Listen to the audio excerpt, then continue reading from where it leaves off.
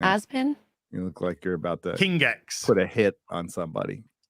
Ah, Put a hit. some bitch. All right, you want to start this since we're live already? I mean, sure. sure. We could just keep talking about the thumbnail, but which is really cool. But, Sexy AF. yeah, let's get going. Nerdrotic.com. Dumb. Oh, okay. Oh, wow. That was a quick. All right, That was a you like quickie. that? You like that Good clip? stuff. I mean, I like It was- it.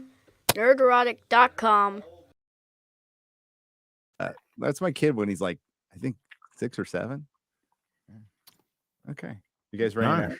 Now? Yeah, we're still ready. I meant to hit this. Oh, wait.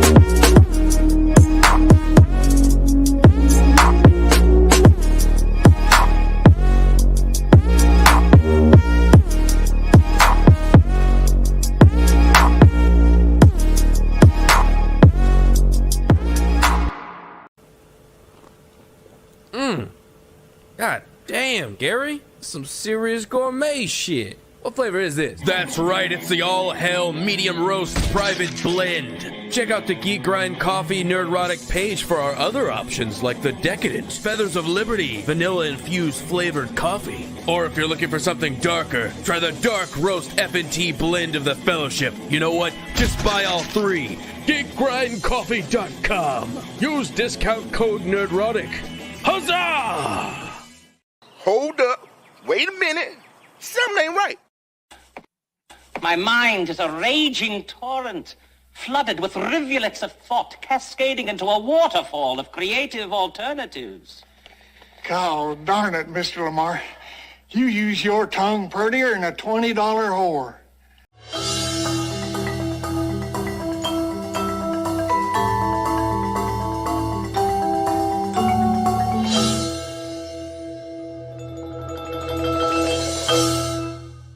The following program is rated TV MAL. It contains strong language and is intended only for mature audiences.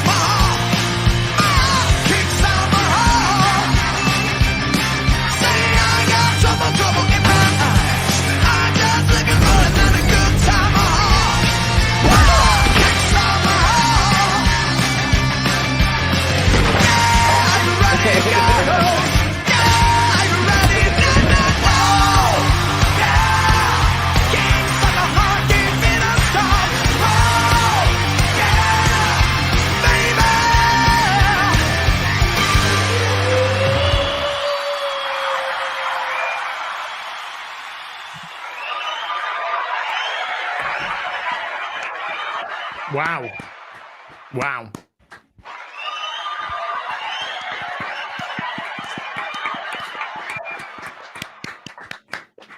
Pretty cool looking thumbnail there. Much boomer. Sexy. Yeah. We look like Justice. yeah, justice. I feel like we'd be the villain team, but that's okay. Well, it's all How the world sees us. a matter of perspective. What was the artist's name again? Apologies, artist. It is a no-name reviewer on Twitter. No name reviewer on Twitter. Give them a follow. We won't want to misgender. No, I'll give him a follow. It's a dude. It's a straight up dude. You can tell. Just look at how he made X-Ray Girl the secret agent. That should be your new profile picture. She's the hit woman of the group. Asian bam. Secret Asian ma'am. Ma'am. We sing that all the time on Sunday Fun Day. You do? Yeah. Secret Asian ma'am. Yeah, we changed the song. I don't even know what the song is, but Secret Agent Man. I don't even know the song. I know the new song. The better one. We need a bimbo sound effect. We really do. Like, Oh my god! Oh my god! will work I on can't that. believe he did that. What was that sound clip Melissa showed me? I couldn't believe it was real. Some British girl holding up a Metallica T-shirt. She goes, I really love these metallic T-shirts. I love these metallic. I see them everywhere. I see them everywhere. They really.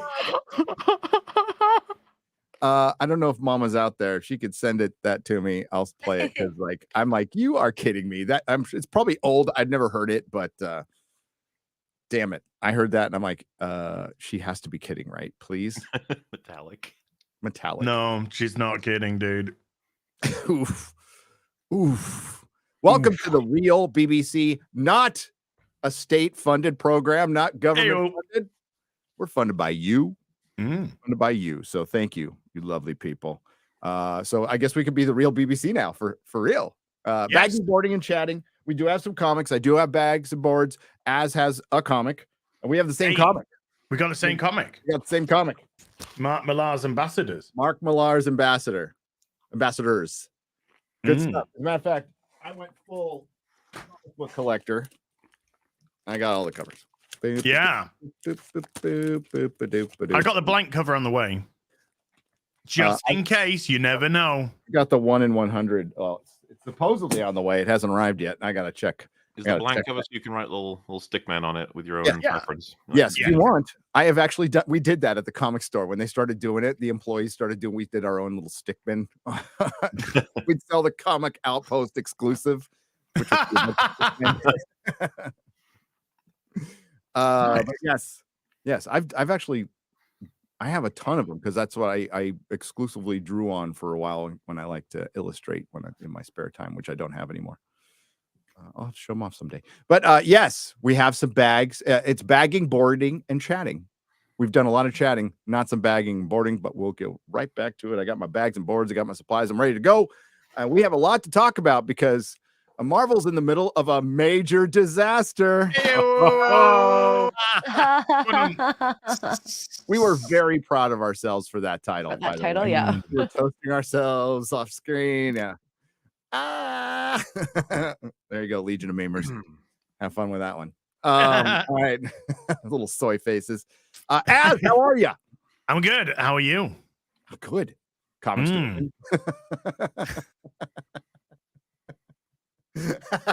Too soon. Too soon. Oh, poor little guy. I know. Much love to comics, man. Yeah, much love. We love him, man. Dude, I'm good. I'm great. Last week was fantastic. Got so much done to the house, which was really good. So the sun is literally shining, and office is looking great. Downstairs looking great. Nearly done. You know, reclaim the house after the COVID years. Let's just call it the COVID years, where the house just ended up becoming a warehouse for shit, toys and shit and all kinds of stuff. Yeah. The storage is storaging. And things are good. All I need now is Sideshow to just send me an email going, hey, somebody's dropped out of buying that Poison Ivy statue and you're on the wait list. Do you want it? And then I'd be just wow.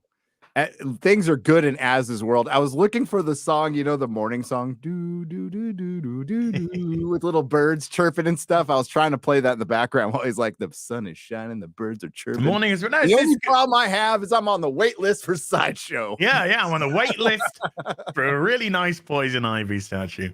I don't know. No, it's you know, obviously we've all got world troubles, but life's good, man. You know, life's good. If you it's amazing last week when you get off the internet. Well, not when I say get off the internet. If you get off social media, let's just be right here, because you know doing YouTube and stuff is so much fun, and I love the interactions.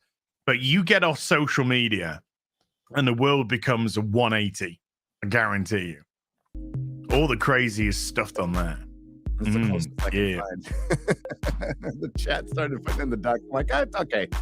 I don't know the name of the other song. I've heard it all my life in Looney Tunes and stuff like that, and I don't know what the name of the song is. You could have had Morning is Broken. Morning one with the birds. You know what I'm talking about. So we'll just I mean, quite frankly, this is what a lot of dudes do first thing in the morning. So when they get out of bed, start a little day off. I did an interesting thing this week as well for somebody, all on the QT. Oh, don't act like everybody doesn't know that already. Stop it. Beg your pardon? Oh my. Yeah, I'll tell you about it in private, but yeah, it's good. Good week. Good week. And I built a Lego yesterday. No. After I just finished off the office, because that's what I did yesterday. Now? Sure, why not? You can't beat him, join him. Yeah. Well, something was beat. Oh, yeah. Oh, wow. Yeah, so yeah, good. It's also spring. You know, spring. Temperature's up, sun's out, mood is changing. Definitely, I'm feeling it. I'm feeling it. Life's good. Life's good, Kitty Winkles. Life's good. I like it. Yeah. I had it on loop, so that shit would have played forever. I was like, "Oh, why isn't it stopping?" Oh, yeah, you gotta stop it. Yeah. Stop it. Well, that's great. That's great. I'm quite frankly in a great mood too. It's not sunny. It's a little cloudy. Because Probably 10 times hotter than here, though. Well, it's like, I don't know what your stupid Euro degrees are, but it's 67 here, which probably means like 3 over there. I don't know. Oh, Perry Chan found the song. Oh, where did he Perry just Chan go? found the song. What? It is called- 53. Oh my here. God. Never mind. I think he's joking about this. Well, no, never mind. No, Morning Mood by Edvard Grieg. Oh, yeah. Is this- yeah. Gleek, yeah. Grieg. Yeah. I read it as Morning Wood, and I thought he was Wow. joking. Yeah, anyways, That's so Freudian. a little bit. Like I said, every dude wakes up a certain way. Not every day. Not every day, but you know. I would say 50% of the male population wake up wanking. Okay.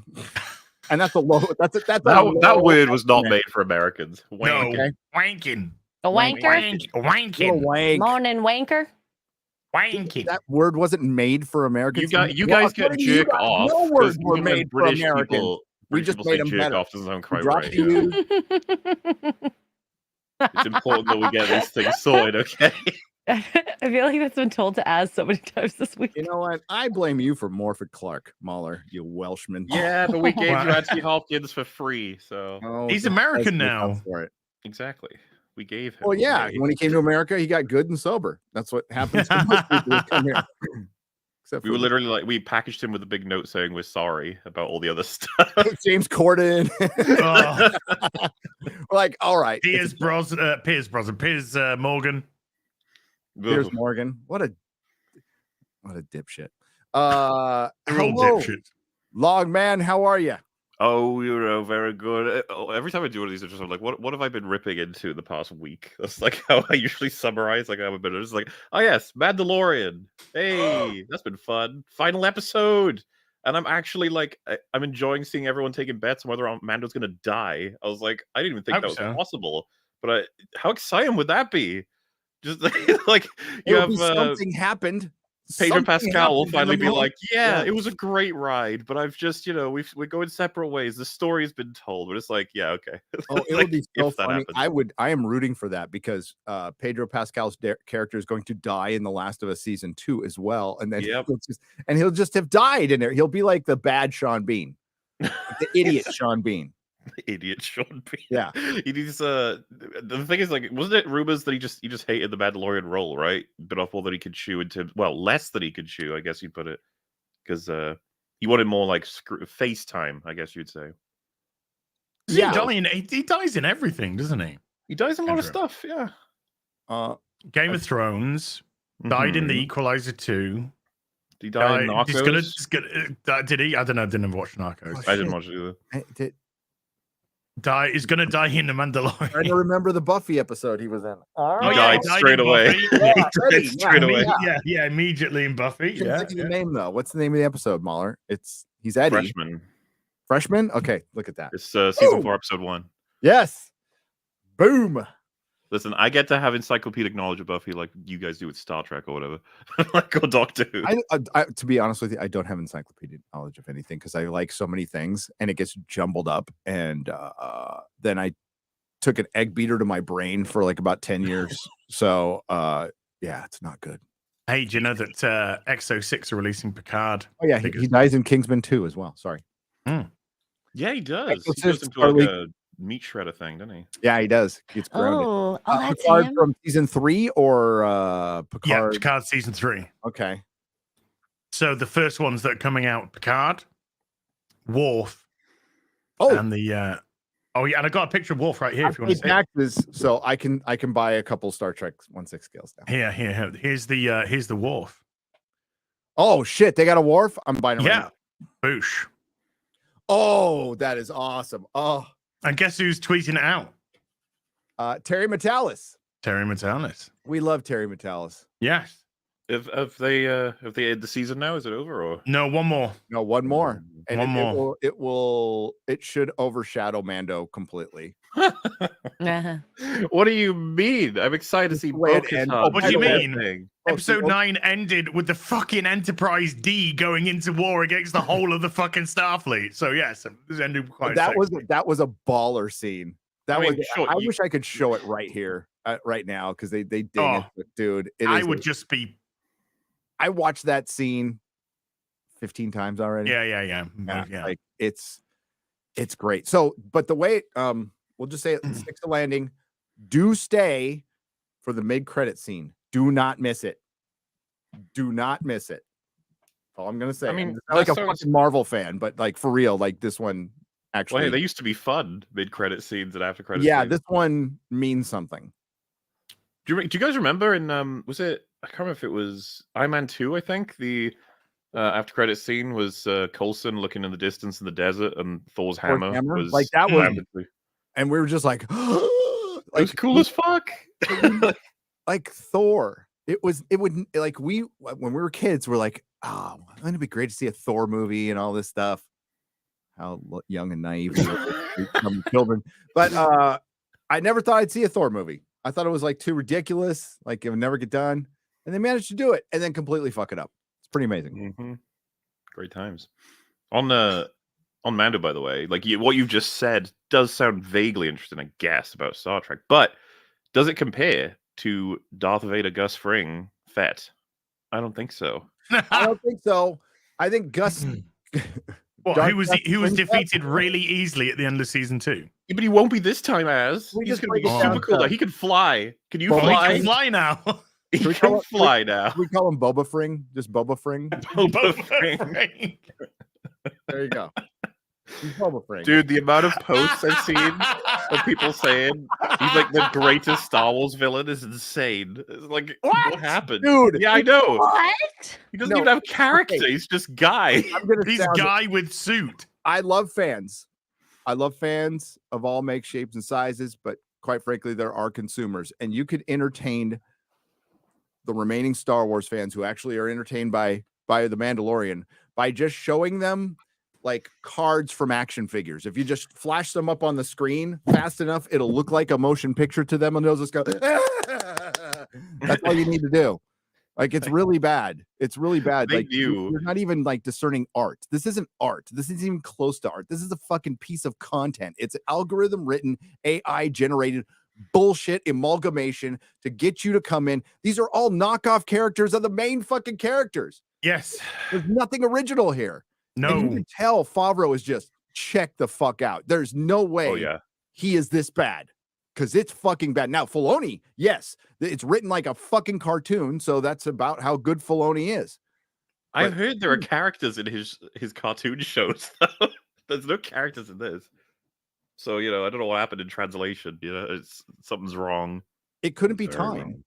They had 2 years to make this. I think a lot of that was spent fighting over what they were going to do, like with Maybe. Pedro and whoever else. Maybe. Because there's that Fringy was reading it. I can't remember what was the source, but it was when they were filming Book of Boba Fett. They didn't know if they were filming Mando season 3 or Book of Boba Fett. They hadn't been told yet. Hmm. Imagine that. Imagine being Morfydd Clark and turning up for the first day of filming in New Zealand and not being told who your character is.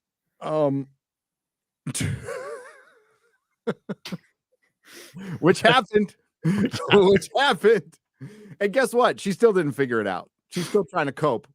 She's still trying to cope, going, I take ownership of this character. Well, take over ownership of Guy Ladriel, sure. You know, sitting like a dude, acting like a dude, wearing your full body armor, being insufferable, being a complete bitch the whole time.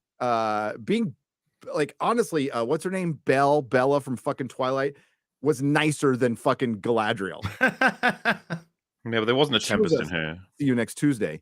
The whole time. Baggage Claim did a exquisite video. Oh, fantastic. Rise of the Girl Boss. Yeah. Exquisite video. We're gonna get her on this show. We'll get her on the show. She's great. Baggage Claim. Good channel. She needs to be on FNT, mate. Yeah, we're gonna get her on FNT and everything. She is. I actually commented on that video because I thought it was so good. Message heard. Yeah, she's brilliant. She is absolutely brilliant. So give her a follow on Twitter. Subscribe to her channel. You will be very entertained and informed. Yes. There you go. She's been on Drinkers Open Bar. Yeah, I've been. I've been with her on Open Bar. That's where I met her. She's cool beans, man. I like her. What was I gonna? I was going somewhere with that, but my drug-addled brain just went. You seemed activated when I mentioned that they didn't know what they were filming with Boba Fett and Mando. Thank you. Yes. Okay. I don't know if I should go out and say this because it's going to stoke the fire of all this sources shit, right? Sources. Sources. Am I pixeled? You look right. You were, but now you're okay. I'm fucking fiber. Like there should be no fucking StreamYards, dude. I'm actually looking. My camera's looking okay on the stream for it. Looks beautiful here in the studio, but what about in the stream? Yeah, I haven't checked the stream yet. Yeah. Okay, but I'm gonna say it. Screw it. I can't say who I heard it from. But you know what? I'll tell you one day. I'm not gonna keep it secret. I'll tell you straight up who I heard this from someday. Someday. In private chat. You want me to write it in chat? Private chat. Over the Private chat. Up high. Oh yeah. Okay, so someday I'll say where I heard this from. And like whether it happens or not, I don't fucking know. Favreau's out after this. Ooh. After this season? After this season, he might do some like setting up for season 4. He's really, really unhappy. I mean, well, that's I know that how this sounds, but that's good to hear in terms of the fact that he's unhappy because I was always like, it's been fucking bad to see this be his work, you know? Yeah. Well, I think it's going to feed a lot of the Civil War fire, but like Kathleen Kennedy's always been in charge at Lucasfilm. Like she's in charge. The buck stops with her at all times. She only answers to Bob Iger. That's the only, and not Alan Horn, but the other guy. There's another guy. I don't know if she even answers to him. I know Kevin Feige has to answer to him. She only answers to Bob Iger. Bob Iger and her on the same fucking page on pretty much everything, on politically, creatively. So I have never seen any evidence whatsoever that there was any kind of civil war. Maybe Bob Iger was trying to do something, but that guy showed he was completely fucking weak. Completely weak, and now he's gone, so it's a moot subject. But I've never seen any evidence as far as the material that this shit was ever going to turn around from what it is right now, ever. And we have never we've heard a lot of scuttlebutt, a lot of here and there, but when I'm talking about what we get on the screen, what we get on Disney Plus, have you ever seen any inkling of them turning shit around all up? I don't know. I'll give you a good example. Star Trek Picard season 3. No. In Mando, it's only gotten worse. I think most fans would say this is the worst season of the 3, right? Yeah. I mean, Andor was straight Star Wars and it entertained some people, but it wasn't a philosophical turnaround. It wasn't like we're going to be anti-woke or non-woke or apolitical. There's some woke shit in Andor. It's not even the people who make that have nothing to do with the people who are making most Star Wars stuff. It seems like they're like locked off in their little area. And that was probably the closest example to Star Trek Picard season 3, and nobody fucking watched it. Yeah, which means it'll have no effect. Like it'll have no effect because it's surrounding a character that Disney created that nobody gives a shit about. And quite frankly, it sounds like more people were interested in all the peripheral characters than Andor himself, which is not unusual. in a show like that, you know? Not unusual. Like how many people, you know, with Buffy, how many people have Buffy as a favorite character? That's always a fun thing to ask people, like, list your favorite characters, and they like say, not Buffy, not Buffy, not Buffy, not Buffy, not Buffy, and then they're like, yeah, Buffy's probably like 9th. And the thing is, people will be like, wait, so she's a shit character? It's like, no. There's just loads of really good ones that aren't here. Well, it's my wife's favorite character. It's mine once Angel leaves. But I like Giles was my favorite. Yeah, Giles I fucking was love awesome Giles. too. Yeah. Well, I always go for the you know, The wise man. wise teacher. I always like the mentor characters. You remember he gets knocked out in the earlier seasons all the time, All like the almost once time. per episode. And there's one time where he wakes up to Cordelia, and she says, "One of these times you're gonna wake up dead." And then he's like, "What? What are you?" Because he's still like delirious. I Or was whatever. trying to mix in Buffy to our Harry Potter conversation last night, and I managed to do it because there's a character, Neville Longbottom is the Wesley Wyndham Price of Harry Potter. He starts out as a bumbling kind of moron, ends up a complete fucking badass by the end. Yeah, Straight up badass, sword wielding badass at the end. So yeah, I was very proud of myself for that. It was funny because like Wesley's one of the only characters that's like, why aren't we using guns? Let's use guns. I know. It's like, fucking shotgun like demons and stuff, and it's just like, this is kind of fun. Like, then Supernatural came along and did it. Did it with the salt. Yeah. Yeah, right. Wasn't it salt or like salt, rock salt, and the shotguns, and that would tear up the inside of the barrel, though, wouldn't it? I mean, you tell me, gun people. I wouldn't know. I'm tore not up the inside of them ghosts. yeah, my those God. can see it coming. But Mando is shit, and I don't think anybody expects anything other than shit. Bo-Katan is going to save the Manzel in distress today, MauLer, or tonight, or whatever. Wait, but what odds do you put on him dying? What are your odds? 50-50. I don't think he's going to die. 50-50. He's either going to die or he's going to fuck off. Those are the so you reckon because he's pledged himself to Bo-Katan as so. Oh, he's dying then. He's dying. Then. He's dying. Oh. I didn't think about that. He's dead. He's dead then. Yeah. That would be such a crazy thing to do. Start your series with somebody and kill the main character, and then probably see it as like, this is our Ned Stark moment. No, this is you getting out from under a contract with a dickhead you don't like. That's exactly what it is. And now he's going to focus his attention on The Last of Us season 2. All this, I go back to this, but we have to go with the evidence we are shown in public. I can hear all the scuttlebutt, and I hear scuttlebutt too. But was there any evidence of a civil war at fucking Star Wars Celebration? As far as the content being introduced? I think there was evidence of apathy, but not a civil war. Yeah, no, it was just all Kathleen Kennedy. Now, if you mean corporate squabbles, that shit happens all the time. Yes, totally agree. Like there's arguments, there's philosophy differences. People fucking argue. If you ever worked in a corporation, that is pretty fucking normal when it comes to CEOs and middle management and leadership and employees. Happened all the fucking time. But you still have to do what the boss says at the end of the day. You have to do what the person who signed your fucking paycheck, you better, or you're gone. You're gone, no matter who the hell you are. Victoria Alonso just got fired. Okay, Victoria Alonso, one of the most protective Latino, lesbian, and let's just give her body positivity too. And she got fired. So don't tell me they can't fire people. You know, I think the political capital for Kathleen Kennedy is too great. I'll agree with you. But like, if somebody mouths off to Kathleen Kennedy, she's been fired. She gets rid of people all the fucking time. All the time. Oh. With that note, he's serving Bo-Katan as of last episode. The other thing to add is Brendan Wayne, who is the actor that plays Mandalorian in the show, because obviously Pedro gave up on doing that. He said on Instagram, this next episode, referring to the finale, is going to make you wish you hadn't asked for another episode. It might just hurt too much. I hope Baby Yoda gets killed. God. Well, so this is the thing. Who could die that he would say that about? It could be Baby Yoda, but like, there's no way they're killing that thing. I don't know. We were supposed to be sad about Boba Fett 2.0 dying, and I wasn't. Oh, you talking about Yeah, but that whatever. Like No, but I'm just saying that like they think we care that much about these characters when they all have masks on and we can't see them. And who plays Paz in the show? Jon Favreau, right? Jon Favreau. So he's essentially killed himself.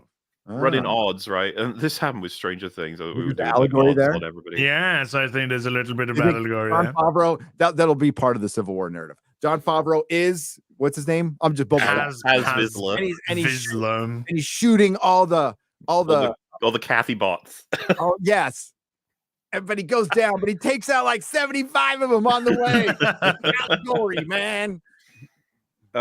But yeah, whoever they're not going to kill Baby Yoda. They're not going to kill Bo-Katan. They've been raising her up the whole season. So she's the Mandalorian going forward. Like, who is the sad death at the end of the season? It's like I don't fucking know that. It has got to be Mando, or it's got to be Baby Yoda, and I think he'll be Mando. Dead Jern. It's just it's kind of nuts because I didn't think it was possible they would ever kill him, but now I'm like, oh shit, a lot of stars are pointing in that direction. I got a question for you, MauLer. Do it. Who cares? I mean, that's the funny thing. I'm more fascinated simply from meta, not the story at all. No. It's like I'm like, wow, the fans you've built up, very few of them, by the way, from Mando, are all about to fucking leave. Okay. Like, if you kill him. There is a channel called, oh my god, I always get it wrong, so I apologize to the channel because there's so many. There's a guy who's been the Grizzly who's been in our chats forever. Yeah, but it's called Hail Grizzly. Grizz. I'm pretty sure it's Grizz. Grizz. I'll find him on Twitter. I'll share it out. All he does is the simp reaction videos to all the Mandalorian. I showed one before. He's totally cool with it. It's pretty hilarious. It's pretty hilarious when he puts them all. Well, yeah, they do the soy jack faces. All of them. Yeah, and people start crying and stuff. Yeah. You don't want to laugh. It's like fans are fans, whatever. But god dang, Jesus, come on, collect yourselves, people. This isn't good. You know, it's Gandalf falls in Khazad-dûm. Okay, that's sad. You know. Well, dude, Boromir's like death, right? Boromir. And all these Boromir's death is Spock's death, the funeral. Yeah. Oh man, there's hours and hours to build it up. But Wrath of Khan, man. Fuck. Hey, what? Hmm? He dies? Who? Oh Jesus, X-ray girl. Oh God. Sorry. I had to. Sorry, it's been over 40 years. It's 41 years ago or something now. Yeah. Spoiler Everyone knows alert. there's a 50-year buffer on spoilers, okay? 50 years, and then you can spoil. Tonight. Oh god, how far are you through Star Trek: The Original Series? I just finished the Menagerie. To episode 6. 13? Oh, was it 13? The Menagerie? Yeah. 12 and 13 All or right. something like You that? need to get through the original series, and then you need to go directly to the movies. Okay. Directly to the movies, like as fast as you can. Okay. After Skinwalker Ranch. Because quite frankly, Star Trek doesn't survive as a franchise. Not which the original series is the GOAT. It's the great Captain Kirk is the best, but it's the movies too. The movies propelled it to a whole other level to where they can make a bunch of other shows. Okay. Perfect. The Make our movies way were slowly. like they were as much the 80s. They are 80s movies, but they define that decade like completely. Along with any other movie is the Star Trek movies. All righty. There you go. That's my story. I'm sticking to it. I was there. Okay. I was there. Well, I can remember watching vignettes on morning TV about Star Trek 4, The Voyage Home. Oh, wait, I hit the wrong good. And they would show the clip of the bus scene with Spock and Kirk and I didn't the, think about that. Could be Grief Karga. Yep. It could be because he wished Gina a happy birthday and got a bunch of shit for it. I saw. Oh. Yeah, I saw that. How dare you? Happy birthday, Gina Carano. Happy belated birthday. Yeah, we love you. Gina. You're my hero. You're my hero. Mom, because I have two. They're not lesbians. My wife, Gina Carano. It's a long story. It was an accident with a contraceptive and a time machine.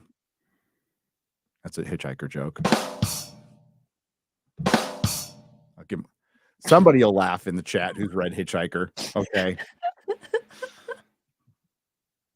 Mostly harmless. There you go. You're getting there, ass. You guys will be tuning in at least to the Ahsoka show, right? You guys are going to be jumping on that. Yeah, Right? yeah. Yeah, 100%. It's my job. Why are you sighing as we get thrown? right. Okay. I didn't even do a review for Gotham Knights this week because my brain can't handle it. It can't handle it anymore.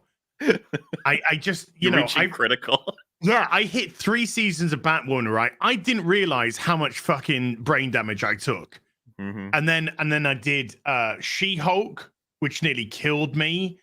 Then I've done Kenobi, which just made, I can't say what it made me want to do because it's YouTube, but Kenobi just, and then going to Gotham Knights, and it's just like, I can't, my brain just can't handle this. You got to flip it upside down and just mock it to oblivion and enjoy the acceleration that we all knew was coming. Like, this is the death throes.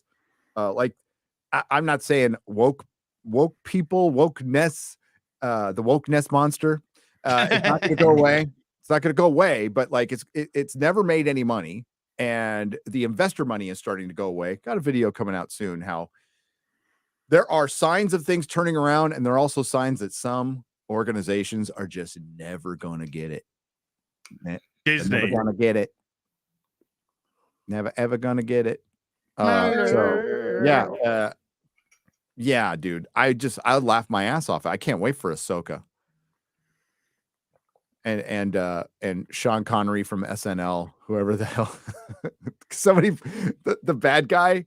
No, was it? Yeah, it was the Ahsoka trailer. The bad guy looks like Sean Connery from SNL. Somebody put them side to side. I was like, oh, I can't now. I can't unsee it. And Thrawn looks like Elon Musk. He does. I'm not even joking. Not even joking. Good actor. You got yourself David Tennant's going to be in it at least. He as a robot. Voice as a robot. Yeah, voice. Hey, we were doing casting of Harry Potter last night, and I picked Peter Capaldi for Dumbledore. Ooh, you could do it. I'm sticking. Oh yeah, that's great. Who you cast for Jennifer Lawrence? Jennifer Lawrence. Surprisingly enough, he plays the rest of the characters. It's just Peter Capaldi as Dumbledore. And who did you have as Hagrid then? What was your Hagrid? We couldn't. I don't think we could pick one. Oh no, it was. Oh fuck, I'm forgetting his name. Mark Addy. Oh, okay, yeah. That could okay. work. Mark Addy. But Game of Thrones. Robert Baratheon. Yeah. Who in the fuck did we? I'm blanking on it now. That's quite good, actually. Kylo is Snape. Everybody's. Oh yeah. Adam Driver. Stephen Fry's. I mean, Mark Addy's pretty old too, but I mean, I guess Mark Addy can play him a little younger because, well, he's older. What about what's him? Frost. Who? Frost. Frost? You mean? What? Hey, Simon Pegg's comedy partner. Oh, Nick Frost. Yeah, he would. He could do. Yeah, he'd be good. Yeah, he'd be right around the right age because he's supposed to be a little younger than Voldemort if he hadn't come back to life because he went to school with him. So, Nick Frost. Don't you mean Tom? Tom Riddle. There you go. I did a Harry Potter. Yeah, it's very good. Well done. We picked Ava Green as Bellatrix. We did. Oh, fucking Bellatrix all over here. Oh, Hodor for Hagrid. That he'd be all right. That might actually be good. He's a big dude too. He's a big dude. He's also a DJ. He's a DJ, yeah. Yeah, when he does his DJ stuff and he's like this giant doing. I cannot imagine him in DJ clothing. He's also a bit effeminate, but that's okay. I'm not judging here. Just I did a Harry Potter. Okay. So Mandalorian is coming tonight. Very excited for Picard. The finale. The finale. Very excited for Picard season 3 to overshadow it again. It won't beat it like in minutes or anything, but it's certainly getting a lot more love, to where the Hollywood Reporter even admitted it's getting more love than The Mandalorian, which was hilarious. I just thought that was funny. But did you see Life the way they've is been promoting the finale for Mando? It's like the best Star Wars series yet, or something like that. And loads of fans were like, "Okay, calm down." Yeah. Like, what do you mean?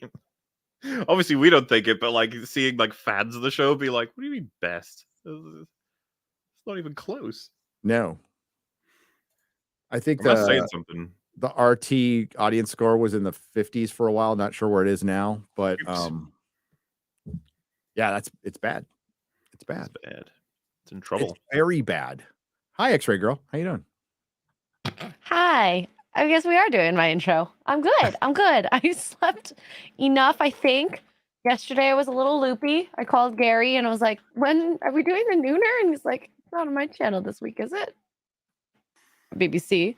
Because usually with the BBC, it's you know, no nooner on Mondays. Well, to be fair, I didn't know either. I'm like, yeah. So it's been nice to catch up after I mean, I had like 4 drinks on Saturday. That's not a lot, but it was a lot after not drinking for, I guess, almost 2-3 months now. And yeah, need 2 days to recover. I'm getting old. Getting old. Yeah. Mm-hmm. We're all on our pre-Vegas fast, and I think we're all just gonna eat like freaking pigs once we get there. I'm just gonna food. Oh, God. Haven't had this in a while. Carbs. Okay. I just gotta How about manage 2 more years without carbs. That'll be okay. Yeah. How about that? Return of the King event beat Air and Renfield at the box office. Yes. I don't think that's a surprise, is it? Lord of the Rings, man. Damn straight. You think Warner Brothers is like, we should have done this in wide release for each anniversary? And yeah, maybe. Yeah, maybe. And you still can. You can do the trilogy on December 18th, which is a Sunday. You can just release it that weekend, or maybe do it a month before and just leave. Or we'll do 2 weeks. 2 weeks before. Don't give a shit what's in the fucking theaters, as long as it's not one of your movies. Don't give a shit, and it will kill. It will destroy. Make it an event. Make it an event. Do a little Q&A with the hobbits. Here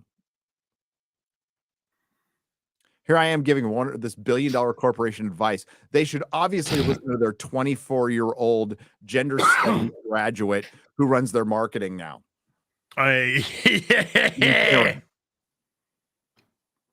might have done a tweet about corporate marketing yesterday. And what was that tweet? I said, keep hiring kids to argue with your customers. It's working out really well for you. Yeah. Well, I mean, was it keep hiring corporate marketing, keep hiring children to go to war with your customers? It's working out really well. Yeah. With the whole Bud Light thing, and then they had to have a Clydesdale with the American flag sticking out its ass running across to make up for it.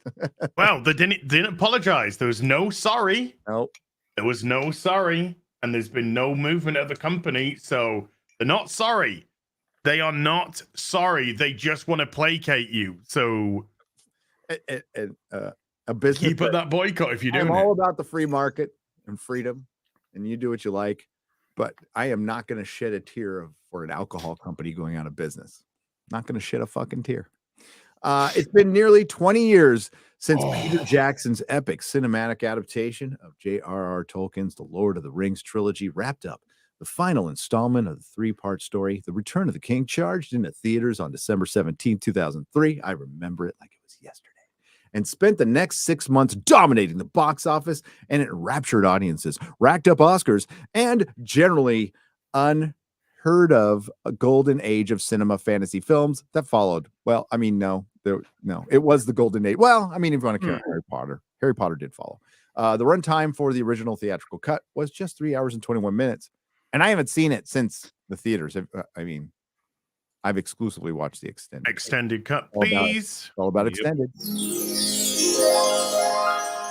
Already a massive film for audiences at the time. A year later, Jackson released an extended edition with 50 minutes of additional footage, a small movie in of itself, bringing the runtime total to this 4-hour mark. I have another suggestion for you, Warner Brothers, because Zaz, I know you're always watching. Biggest fan. Robert Meyer Burnett, our good friend Robert Meyer Burnett, was involved in the probably greatest special features ever made for a film, The Lord of the Rings, on the Blu-ray disc, the gold one that you get, not the 4K one, but the Blu-ray one. They have all of those special features. They're freaking amazing, and it's basically how to capture lightning in a bottle 101. It shows you why they were successful, how they were successful, and they aren't even like majorly part of the Middle Earth box set, I think. But I would say get Robert to put a good 2-hour documentary of those, like the best of the best, and show that too. Just make it 24 hours in the fucking movie theater. I'd be there. I'd skip meals. I'd skip sleep. I'd be there. Make that part of it. It'd be awesome. Both the theatrical and extended editions for Peter Jackson's monumental trilogy have gone down in history as some of the greatest fantasy films ever created. It's the greatest trilogy ever created. History. Even 2 decades later, they still hold up. From the acting to the sets to the CGI, even Andy Serkis' fully computer-generated Golem is still easy to watch, unlike, say, Jar Jar Binks. Oh, why you gotta pick on Jar Jar? Why you gotta pick on Ahmed? We got so much better examples than Jar Jar Binks. Like, this is the fucking media right here. Fuck you. Hey, Jar Jar Binks wasn't as good as Gollum. We know that, but I think we can pick from a little movie called Ant-Man that just came out. MODOK, maybe. You think Jar Jar was better than fucking MODOK? The Return of King set such an impeccable standard. Don't be a dick. Don't be a dick. But look at me. I'm a dick. Great girl boss advice, by the way. Yeah. Just don't be a dick. Don't be a dick. Imagine if a dude is standing over a broken woman version of MODOK and says, "Don't be a see you next Tuesday." Don't. Yeah. Well, don't be a bitch. Yeah. Don't be a bitch. That'd be a good one. Yeah. Set such an impeccable standard in filmmaking that now, within a few months of the movie's 20th birthday, it has made its way back into theaters, only proving with what the fuck is that word? Wait, what? I see catastrophic. EU catastrophic. You catastrophic effect. Okay. That still got it. The movie hit. Is that something you do when, like, you after sex or something? Like, whatever. No, you hit it. You're hitting it during sex. Oh, okay. It's like hitting the sweet spot. There you go. We'll just say you hit the G spot. You hit the fan G spot.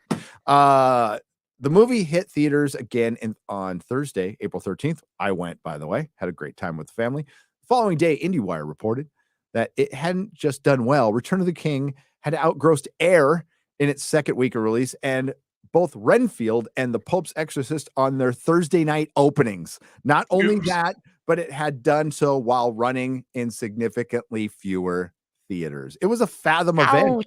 That's not a wide release. The re-release of The Return of the King is an unusual event.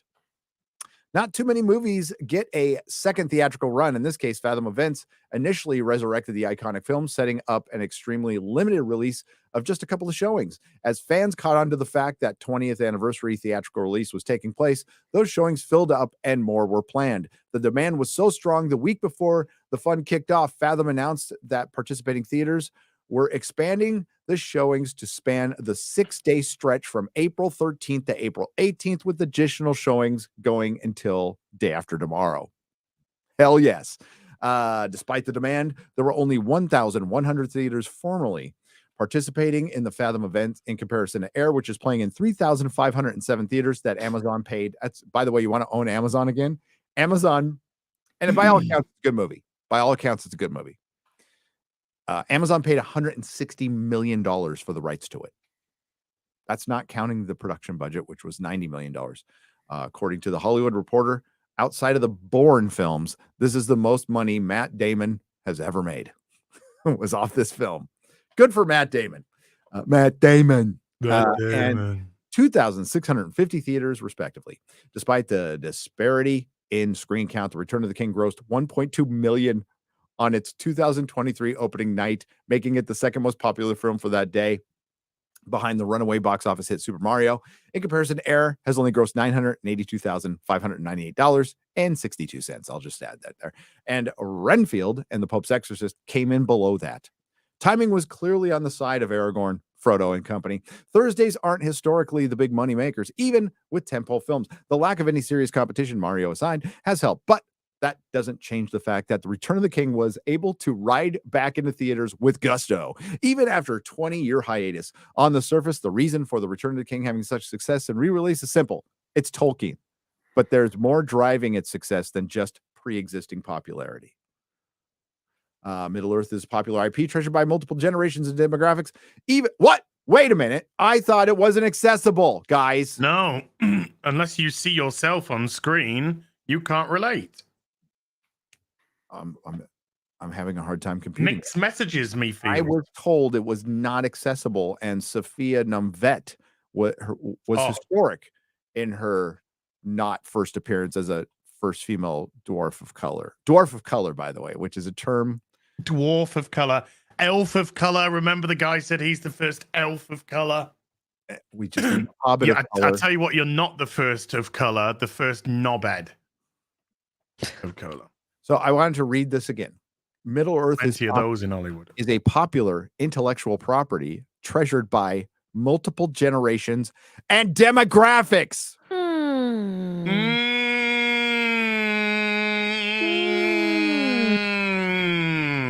I think it's pretty diverse anyway. I see myself in Sauron. Quite, wow. Yeah. I see myself in Galadriel. Hold up. Wait a minute. Something ain't right. Noticed how similar you and Galadriel looked. I was like, oh. And it was based after you? Not quite the inside I was thinking about. That's why you love Rings of Power so much.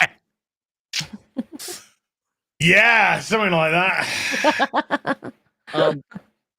Even the trilogy of Hobbit films, which are generally seen as subpar compared to Lord of the Rings, were appointment viewing for millions of fans and are looked upon a lot better because the age-old saying things can always get worse. General attractions aside, there were a few distinct things drawing viewers back to the theaters for a 2023 viewing of 2003's #1 fantasy film. For instance, Elijah Wood returned in an intro for a limited event focus on enduring popularity's token. The introduction of the gaming campaign in the Fourth Age was cringe. It was horrible and cringe, and I couldn't wait for it to end. Okay, because they showed like it's like D&D, right? But it was a Middle Earth D&D, and it's like I can't even remember what it was called because I just wanted this thing to end. And if you're into it, that's cool. That's fine. It was fucking cringe though. It was so cringe. I couldn't wait. But then when he came on and he basically said, hey, Tolkien is for everybody.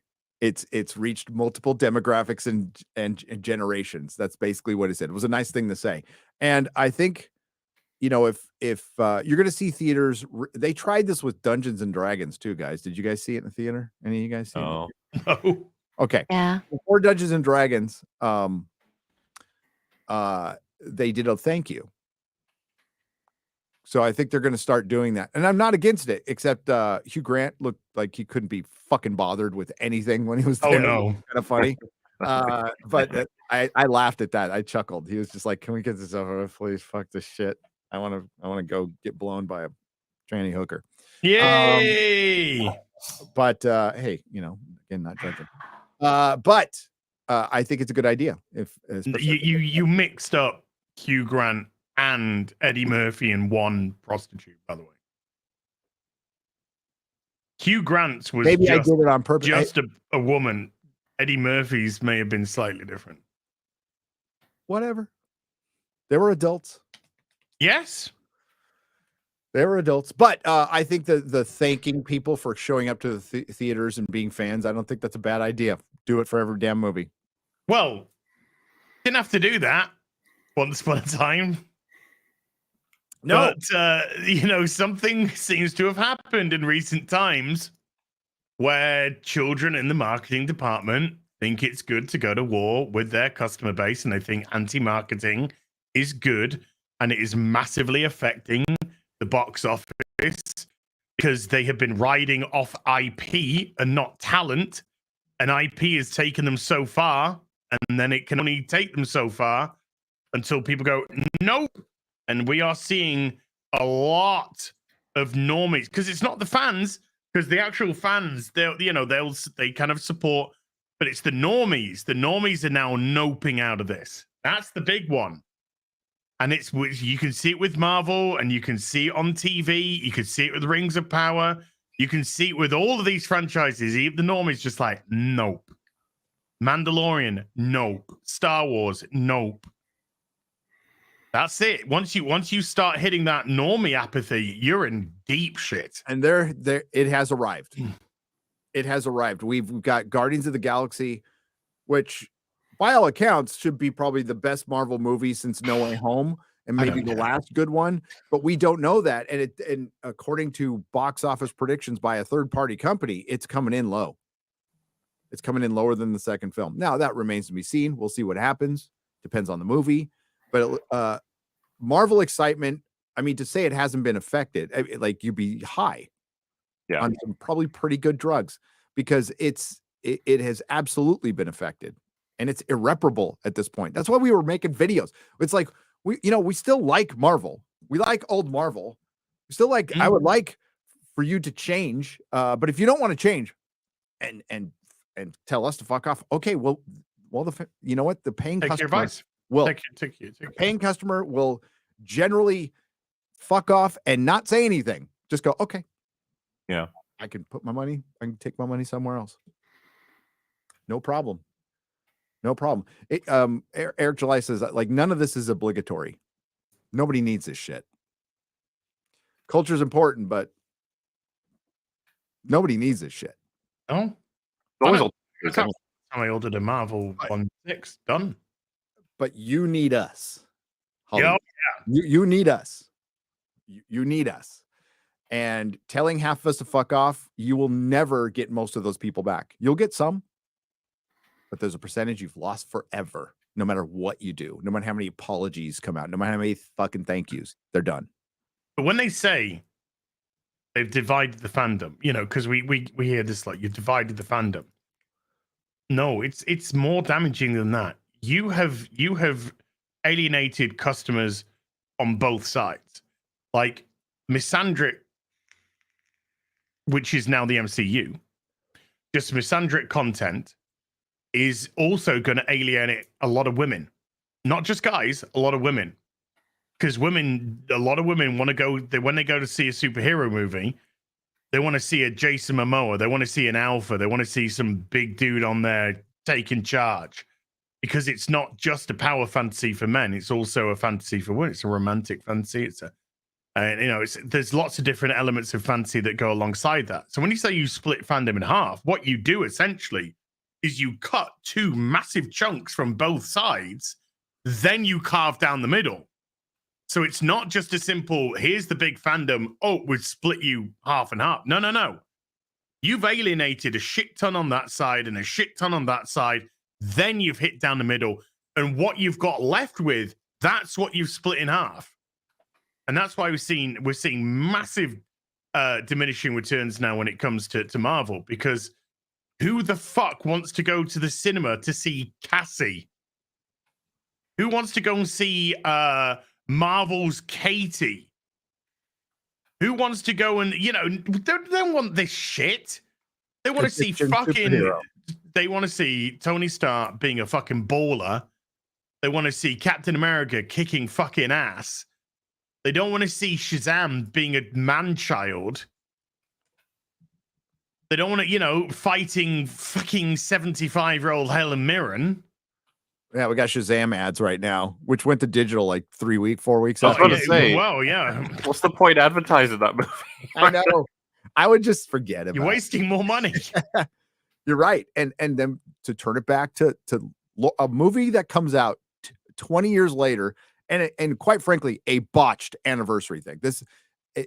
I think Warner Brothers, if they have any fucking brains, will use this data. Well, they don't, because what you were talking about is the over reliance on marketing companies, which are generally run by middle management straight out of college with no real Out of college, no and what they- experience, and since with they have woke ideology shoved up their ass. shoved up their ass, that have an over reliance on marketing data because they don't know anything. Yes. And that marketing data puts everybody in these fucking pie charts. And that's not what fandom is. That's not what it is. You can't put fandom into like little subsects.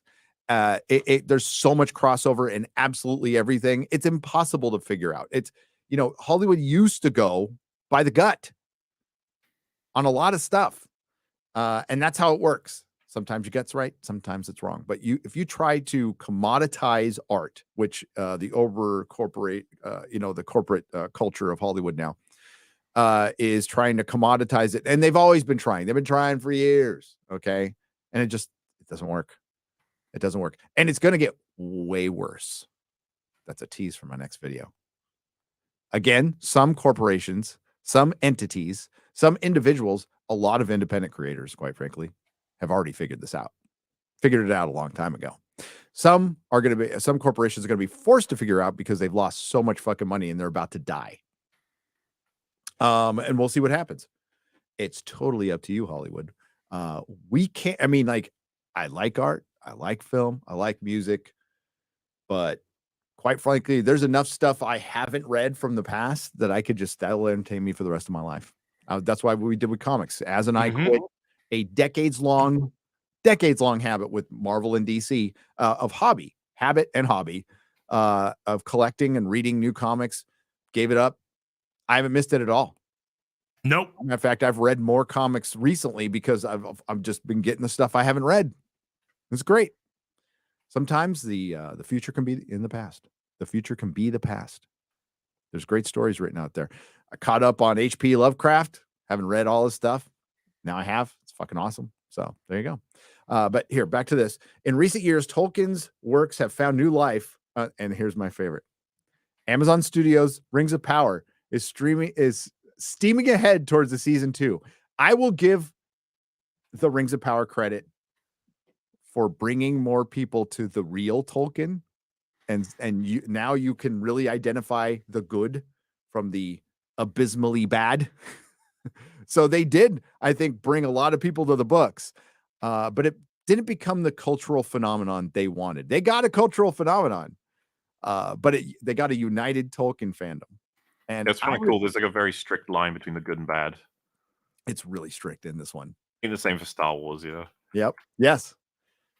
But what the Tolkien fandom did, what Star Wars fandom couldn't do, what Doctor Who fandom couldn't do, what Star Trek fandom couldn't do, is united under no, there are definitive rules. This is Tolkien's. You don't fuck with it, or it's not Tolkien. It's fanfic. And I know there's a story out there that some guy wrote fanfic, and then they're saying Amazon ripped off his fanfic, which would be hilarious because it is fanfic, but it's worse if it's stolen fanfic. So it's probably bullshit, but God, that was such a great story. I loved it. Warner Brothers is trolling Amazon with this shit. That was the only thing that inspired them to do this, is let's whip our dick out a little bit. And it worked. They trolled them in advertising for Game of Thrones, one streamer to rule them all. I thought that was pretty funny. I like corporations trolling each other. That would be funny. If anything, just to watch them all burn down. Warner Brothers just announced a new slate of full-length Lord of the Rings films, multiple games, which could be shit. Okay, let's be real. Both of the digital and physical variety are coming out based on Tolkien's world. Everywhere you look, Tolkien's legacy is alive and well. Still, it's fun to see that even 20 years later, Jackson's gold standard can still keep up with the newer content. Keep up. It surpasses it. There's no keep up. It is the standard. It is the standard for fantasy filmmaking. It is the standard for making a trilogy of any kind. Yeah, dude. Pretty amazing. Call that a win. We just keep winning. I mean, after we lost. Well, someone ain't winning.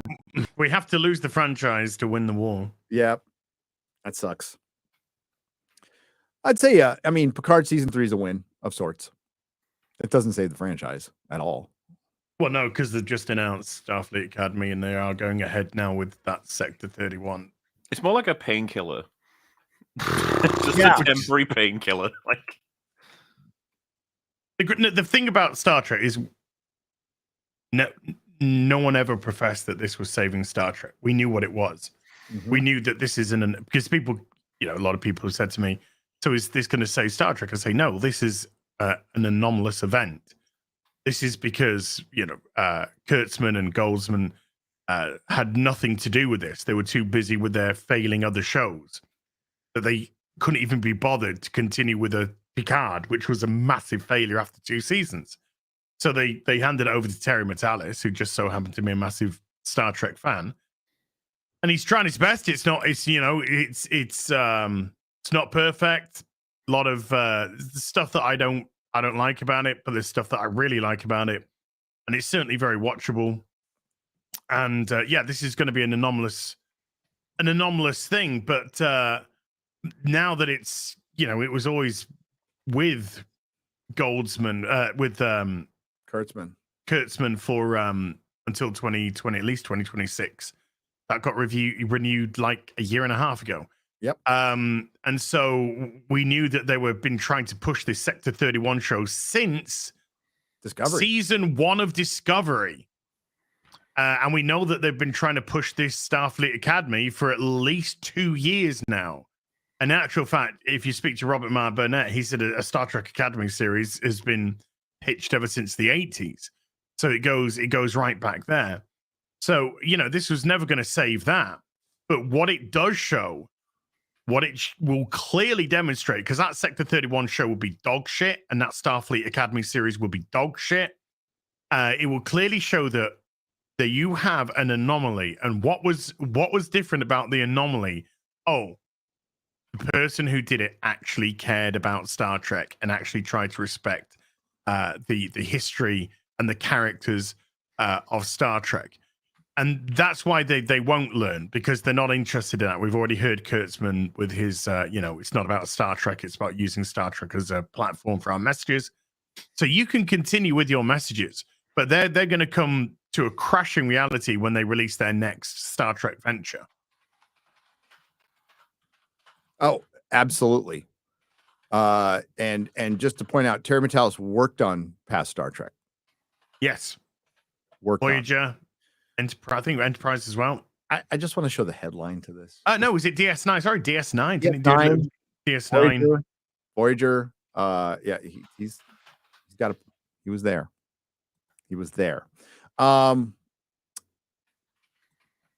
people who say, especially when I use the word intersectional, which is a made-up word by an academic. It's just a fucking made-up word for identity politics. When people say, that's just gaslighting words, and none of them blah, blah, blah. Really? Intersectionality grows on screen, but diversity in film and TV sees minimal overall changes in 2022 report. There's also I think they changed this headline because it didn't make any sense. I don't know if this is the one I shared. Let me go to research. There's a different headline that says something even dumber. Boom, boom, boom, boom, boom, boom, boom. Oh, yeah, here it is. It's in the Hollywood Reporter.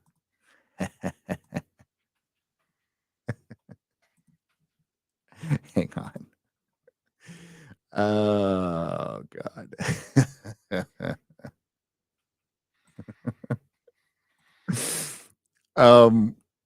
Suspense. Intersectionality and overseas content drove diverse film TV in 2021 and 2022. Wait, are they saying? Think about that. Okay, I just want what drove diversity was the overseas content. What? That's always existed. I know. Oh God, they're so dumb. Intersectionality and diversity and all of these initiatives, what they are is they keep using the word inclusive, but you can't be inclusive when you're excluding somebody. And the whole point of it is to make shit less white. Okay, you're excluding somebody, which makes it not inclusive. But it does make it intersectional. That is 2 headlines from today that use the term, unironically, intersectionality, a term that, well, quite frankly, I get accused of using this word as gaslighting. It's a made-up word by an ideological academic, pro-neo-Marxist garbage. That's all it is. It's to divide us. It's simply there to divide us as individuals. I just wanted to show these headlines just to show it off. So foreign films are diverse, everybody. What? There's Korean people in Korean shows? Except when they're not. You know? Oh, God. I mean, there was so much diversity in Squid Game. I mean, there was white people in it. Yeah, the villains.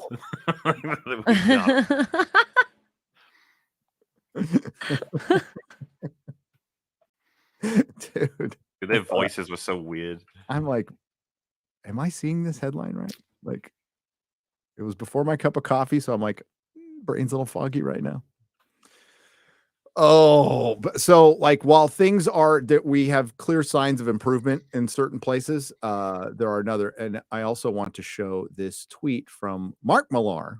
Did I show this already? All right, I showed it to you guys, but did I show it on the stream? My brain. No. Okay, so here it is from Mark MauLer, whose books we just showed off. Yes. Yeah. His books we just showed off. He's doing very well right now. He's got his own thing going, creator on IPs. He's a very good writer who I like quite a bit, and he's still making good stuff. So I will buy his stuff.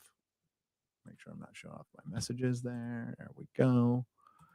Boop, ba-doop, ba-doop, boop. Mark from Mark MauLer. Who's Mark MauLer? Kingsman. You familiar with that Kingsman movie? That's based on his comic book, The Secret Service. What about upcoming Authority movie? He's part of that, but I mean, that's more Warren Ellis. Sure. And there was Kick-Ass. Kick-Ass? Yeah. Oh, yeah. Mark MauLer. Mark MauLer. Civil War, you might have heard of it. Mark MauLer. That $1 billion gross Mario Bros is heading towards tells us just how much studios will be rewarded if they actually set out to please the fans instead of antagonizing them. Look at the 2000s, look at the aughts, DVD interviews, and see that the same smart strategy applied to superhero fandom. Pretty normal statement, right? Like, hey, don't piss off the fans. Kind of what some of us have been saying for a long time. Oriel FM responds, mostly yes. But on the other hand, there is something to be said about pleasing toxic fandom. Look at the Star Wars new trilogy here. They literally wrote out characters because toxic fans made a fuss about them on the internet. I think the focus should be on making good films. That's all anybody said. And they wrote out the characters because they weren't good. They didn't have any good characters. None of them were good anyway. No. As if like only wrote out the ones. What is this cope? Like they talk about Rose Tico, aren't they? Yes. Like, it's the toxic fans. Worst character in Star Wars history. Like, no, that's JJ's decision to either keep or lose it. As if everybody was like, oh, we fucking adore Rey. You know, we gotta have Rey. Everyone loves Rey, and that's why he kept it. It's like, no, we all hated Rey too. Well, we kind of nothing did. She was yeah. I just don't like this argument that like, oh, see, that we buckled to the toxic fans when we got rid of Rose Tico. It's like, that's on JJ. If he didn't want her in the movie, he didn't want her in the movie. You know, take it to him. As is pointed out, Jar Jar isn't sitting there watching a YouTube video of a guy with 50,000 subscribers or a gal and going, you know, we need to write out Rose Tico because this YouTuber with 50,000 subscribers doesn't like it. He might make another mean video if we keep it. Like, yeah. What are we gonna do? Nobody fucking does that. Okay. It's you write compelling characters, the fans will like them. You don't, they don't. What the fans didn't like about the new trilogy was how you handled the legacy characters. End of story. End of story. You move them out of the way. You killed them in the worst possible ways to make way for nothing characters. Nothing characters.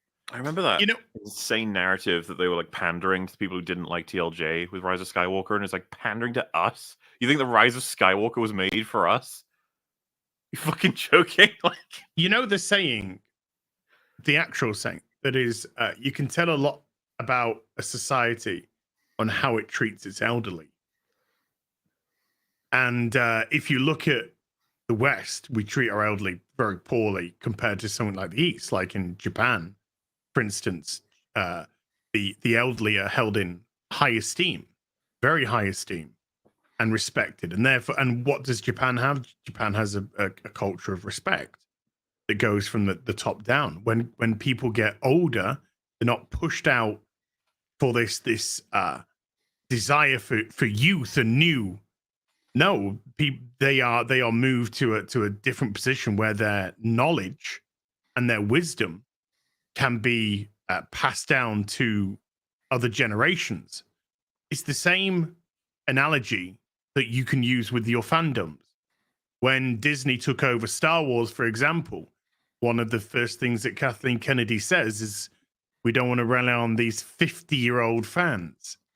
We're gonna develop new fans of the franchise, and that in itself showed exactly how they were going to treat the franchise, how they were going to treat the legacy characters, how they were going to treat the legacy fandom, and they spat all over it. Now, Disney. I mean, the irony is it's got a great ending for us, but the whole point was there isn't going to be a Disney Star Wars movie for 6 years.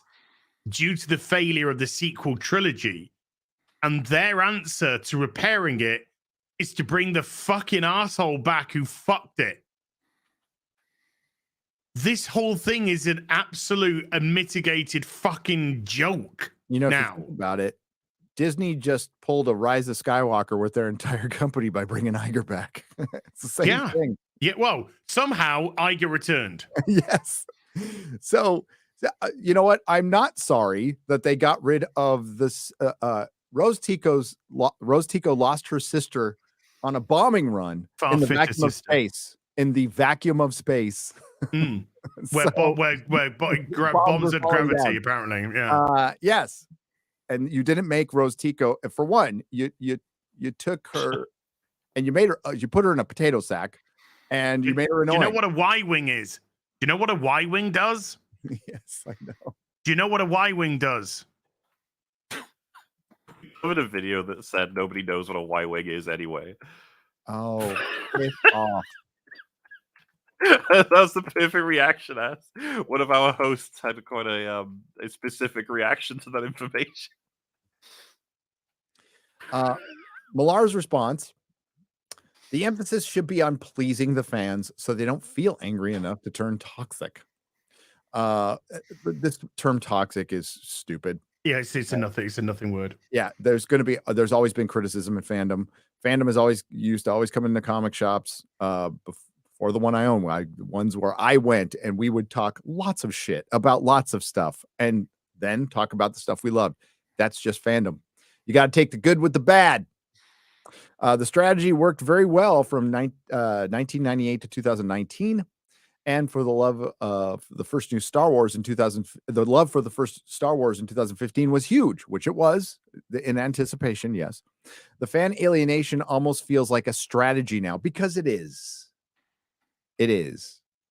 See Rings of Power, where that decision came straight from the top to start off by pissing off the Tolkien fandom. How did that work out? Oh, it was a flop. Who are the ones that called everybody evil again? Was it the Rings of Power guys? Yeah. Yes. Patently evil. Patently evil. Ugh. They should run a fucking guide on how to tank franchises. Dude, they couldn't run a fucking hot dog stand. They could run a guide on how to fail one, though. They could run a hot dog stand into the ground. They would advertise hot dogs, and then they would be giving out kale sandwiches, and people would be going, "What's this?" And they go, "Oh, you're patently evil." No. Well, Is Ezra Miller patently evil or just crazy? He's a nutter. He's a nutter. Yeah. He's taken too much Hollywood juice. Yeah. You know what I mean? I think he might be an actual victim of Hollywood. That might be a possibility. Okay. I bring Ezra up because Yellow Flash, a good friend of Yellow Flash, rightly pointed out that Jonathan Majors has been dropped by his management.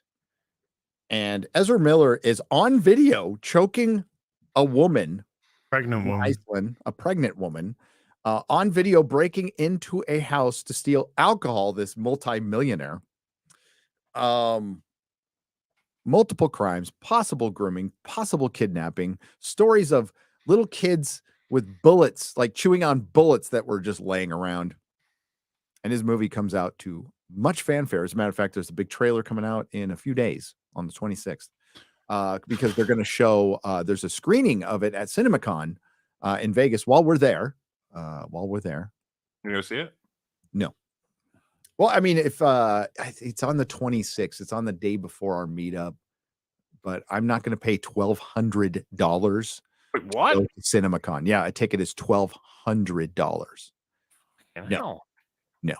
Not to go rub elbows with the shill of the shills. No, thank you. I mean, okay, if it was like $500 just to go there to make, to troll them, yes, I would go. I'd wear I went to Star Trek convention there last year with the I Stand With Vic shirt on. I got plenty of dirty looks for that, so I would do something like that. I'd wear my Make Marvel Mail Again shirt and walk around CinemaCon. I would. But this is bad news. Now, I guess we need to say this, like, there is no, other than those text messages they shouldn't have put out, we don't know what happened. There's supposedly a video that exonerates him, and I don't want to see this man lose his entire career over just accusations. Yeah. We don't want to see that. If he is guilty, then yes, but until we don't know that. But it looks like he's starting to get canceled. There's already rumors out there that he's been fired at Marvel, although in this article they say they have never had those conversations. But Jonathan Majors and manager Entertainment 360 part ways. Actor facing domestic violence allegations in New York City. Yeah, there's two ways to go with this. One way is that these, I guess, companies know more behind the scenes and that they're getting stuff done ahead of time than we know, or they're just buckling under the pressure and don't have anything to do with it. Because hasn't his PR firm dropped him as well? Dropped him, yeah. Which is possibly one of the funniest things to happen, tragic funny. Oh, I'm having the worst PR nightmare of my life, and it's like, yeah, well, we're dropping you. And it's like, this is the one thing I need you guys for. But his management, so it's his management firm, I think, they've dropped it. Could have sworn it was PR as well, but yeah, if that's true, that, like I said, it's all it could go either way. We're just waiting for more information, but in our climate, it sucks to have this on you no matter what, because it'll just do insane damage. The difference between this and Ezra Miller isn't anything to do with color, I don't think, which is quite Hollywoody. But I think this has got to do with the fact that DC have a film, and I don't think Marvel have a film. He's between filming, right? Yeah, I think they have a title of a film. Yeah, but they don't have anything that they've invested in. And I think if the Flash film was announced and there hadn't been any filming and all this came out with Ezra Miller, I don't think we would have had. Yeah, I don't think we would have had Ezra Miller in the Flash film. Because they've probably weighted up as we can recast Jonathan Majors right now. We haven't got a film in the can with him, so. And it's not like the first time they would have done that. It's just this one's a bit weird because he played 1,000 Kangs. He's Kang in Loki. He's Kang in Quantumania. So it's like, all right. The weird thing about that was the fact that when they've showed multiverse, they've showed different characters being the same people. But when it came to Kang was always the same. Yeah, and well, that's their out as well, right? He'll be a different guy, and then they'll be like, wait, you look different. To be like, this is a world of all kinds of timelines. The Kang you saw was just one of many, blah blah blah.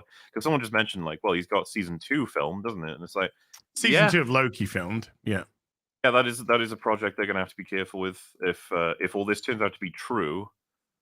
But if it turns out to be false, it's one of those things again, which is gonna be like, so what's gonna be done to rectify the situation? And then probably nothing. Well, I mean, so far it's just a he said, she said. Yeah. Yep. Admittedly, her again, innocent till proven guilty. The tweets, the phone text messages that his lawyer put out didn't do him any favors whatsoever. No, they did not. That was a mistake. That was a huge mistake because they just essentially came across, not saying that's what happened, I'm saying they came across like a victim begging their abuser to forgive them. That's what they came across as. Now he could be complete and utterly innocent. I don't want to cast any aspersions onto Jonathan Majors. Or, he can, hopefully he'll get his day. Whatever happens, he'll get his evidence. He'll get his day to clear his name. But there's been a few people that it came straight out of the woodwork, and this could just be Hollywooding. But there's a few people that came straight out the woodwork, went, yeah, this is Jonathan Majors. So you just don't know. Unfortunately, you don't know. And as we know, once an allegation is made, you're tarnished. Yeah. Whether you're exonerated or not, you are tarnished. Your name has been tarnished. You will be synonymous with that, innocent or guilty, which is terrible. This is why cancel culture is a bitch. An absolute bitch. Not consequence culture. It's nothing to do with consequences. It's a ravenous witch hunt half the time. Yep. But he, innocent or guilty, he's now tainted goods in Hollywood's eyes. And Marvel has a major problem. Because even if he's exonerated with evidence coming out of the wazoo, there will be people who will be like, yeah, he fucking did it though. Because that unfortunately is the nature of people.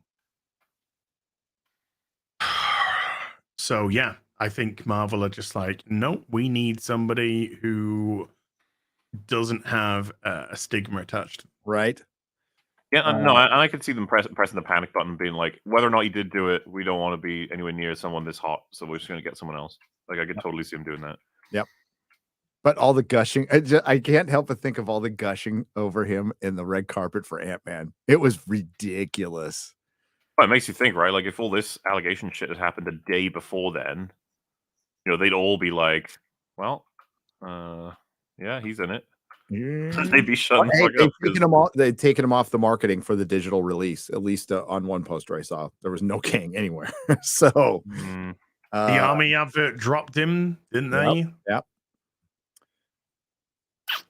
Talent manager Entertainment 360 has dropped Jonathan Majors. Several sources tell us the recent move by Majors' longtime manager comes 3 weeks after magazine Dreams star was arrested on domestic violence charges in New York City. Currently starring in Creed 3 and Ant-Man and the Wasp: Quantumania, Majors' departure is due to issues surrounding the actor's personal behavior, we are informed. Oh, more Shazam ads.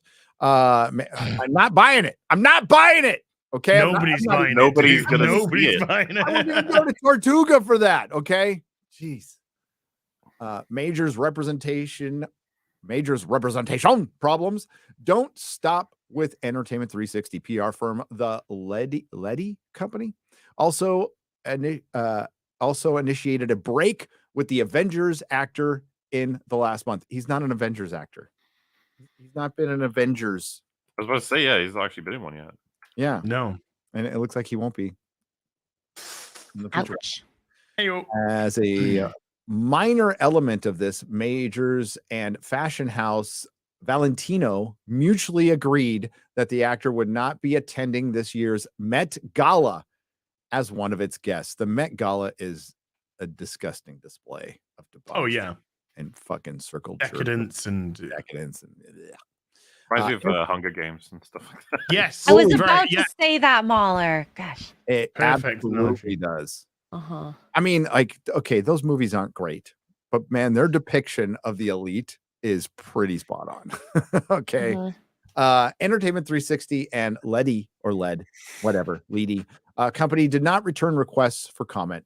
Majors has already shot the second season of it's Disney Marvel's Loki, in which he reprises his uber villain role of King. Uber villain, huh? Uber villain.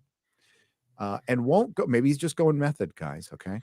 And won't go before the cameras in Avengers: The Kang Dynasty for quite some time. Deadline hears that there's been zero conversations in the Marvel camp to drop Majors from the MCU. I doubt it. That's bullshit. Yeah. That's absolutely Even if the conversation never went to whether or not they'll actually drop him, they've talked about this. Of course, all of them have.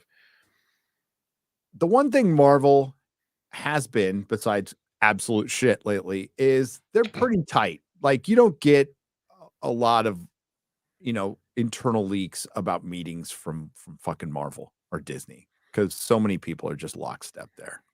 My assumption is Kevin Feige will have personal meetings with literally everybody, and he'll have a huge smile on his face and do the whole, like, you wouldn't want to leak anything, and you wouldn't want to step out of line, would you? Would you? Hmm. And you'd be like, Kevin, you seem so chill, but also horrifying. He's like, don't know what you mean. The actor was arrested March 25th over an alleged domestic dispute with a 30-year-old woman. The unnamed victim was taken to the hospital with minor injuries to her head and neck, according to authorities. Majors is expected to appear before a judge May 8th as he faces multiple counts of harassment and assault from the New York City DA. Well, isn't he busy? That New York City DA, it might be a different one, but aren't they busy? So they're actually going to go after Majors, but don't worry about people getting pushed in front of subways, getting shot, getting stabbed. Oh no, that's just New York shit. Yeah. Jonathan Majors is completely innocent, and is probably the victim of an altercation with a woman he knows. Majors criminal defense attorney Priya something told Deadline on March 27th. We were quickly gathering and presenting evidence to the district. Chowdhury, by the way, it's pronounced Pride Chowdhury. Chowdhury. It's Indian. Chowdhury. Yeah. Oh, okay. With the expectation that all charges will be dropped immediately. Well, it's been 3 weeks since immediately. So I don't think that's imminently. Sorry, imminently. It's still not imminently. It's been 3 weeks, 4 weeks. Do the math, X-Ray girl. I was wanting to do the song, not the math. I thought you were saying the weeks for the song. So Yeah, it's been. I don't remember the song. It's okay. It's been since the 27th of March. So we're like less than 9 days away from it being a month. There. Chaudhry. 1 week. Sorry. What was that? Oh, the song lyric. Chat is helping. Chaudhry added at the time that the evidence includes video footage from the vehicle where the episode took place, witness testimony from the driver and others who both saw and heard the episode, and most importantly, 2 written statements from the woman recanting these allegations after the check cleared. I put that there. I don't know if that's what happened. Major's attorney also released a set of text messages to press, redacted to protect the woman's identity, in which the latter took blame for the fight. But the fight still happened. See, that's the whole point. Yeah, that downright seems like a childish assumption of like how to gain innocence. Like, look, she said I didn't do it. Look, she said it's fine. She said she had it coming. Yeah. Like, it's so weird because like even I, like, guy who's never been involved in like a legal case would be like, oh, you're gonna want to wait till actually getting it all done and cleared up and stuff. Don't just like randomly post fucking text messages to social media. What are you doing? Yeah. Please let me know you're okay when you get this. They assured me that you won't be charged. Wow. They said they had to arrest you as protocol, which this is true. When they saw the injuries on me and then knew we had a fight, I was so angry that they did, and I'm sorry that you're in this position. We'll make sure nothing happens about this. I told them It was my fault for trying to grab your phone. I only just got out of the hospital. This does not help. No, it's Call me not when you're helping out. at all. No. God. I had it. No. I deserved to be hit. I was asking for it. That just it just comes across as the text messages from an abused. Yeah. I'm not saying that is the truth. I'm just saying the way that the messages, if you read them in that bubble, it just sounds like an abuse victim desperately trying to. Bad optics. Very bad. Major's altercation comes amid what has been a bountiful 2023 with Creed. And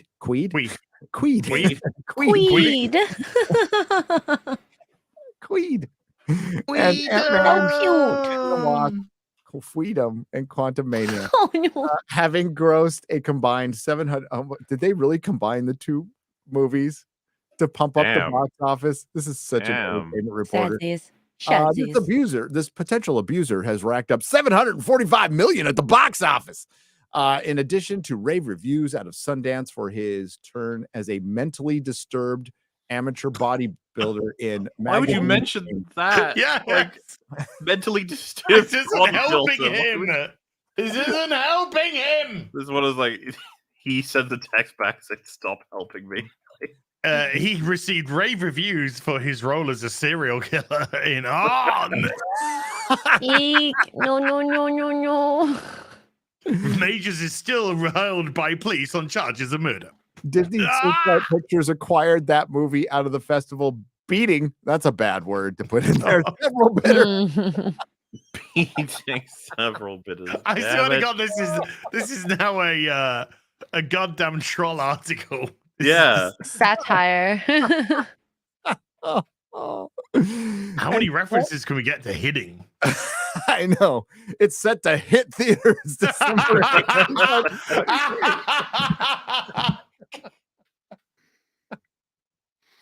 This keeps choking me up. Audiences were said to be choked up about his performance.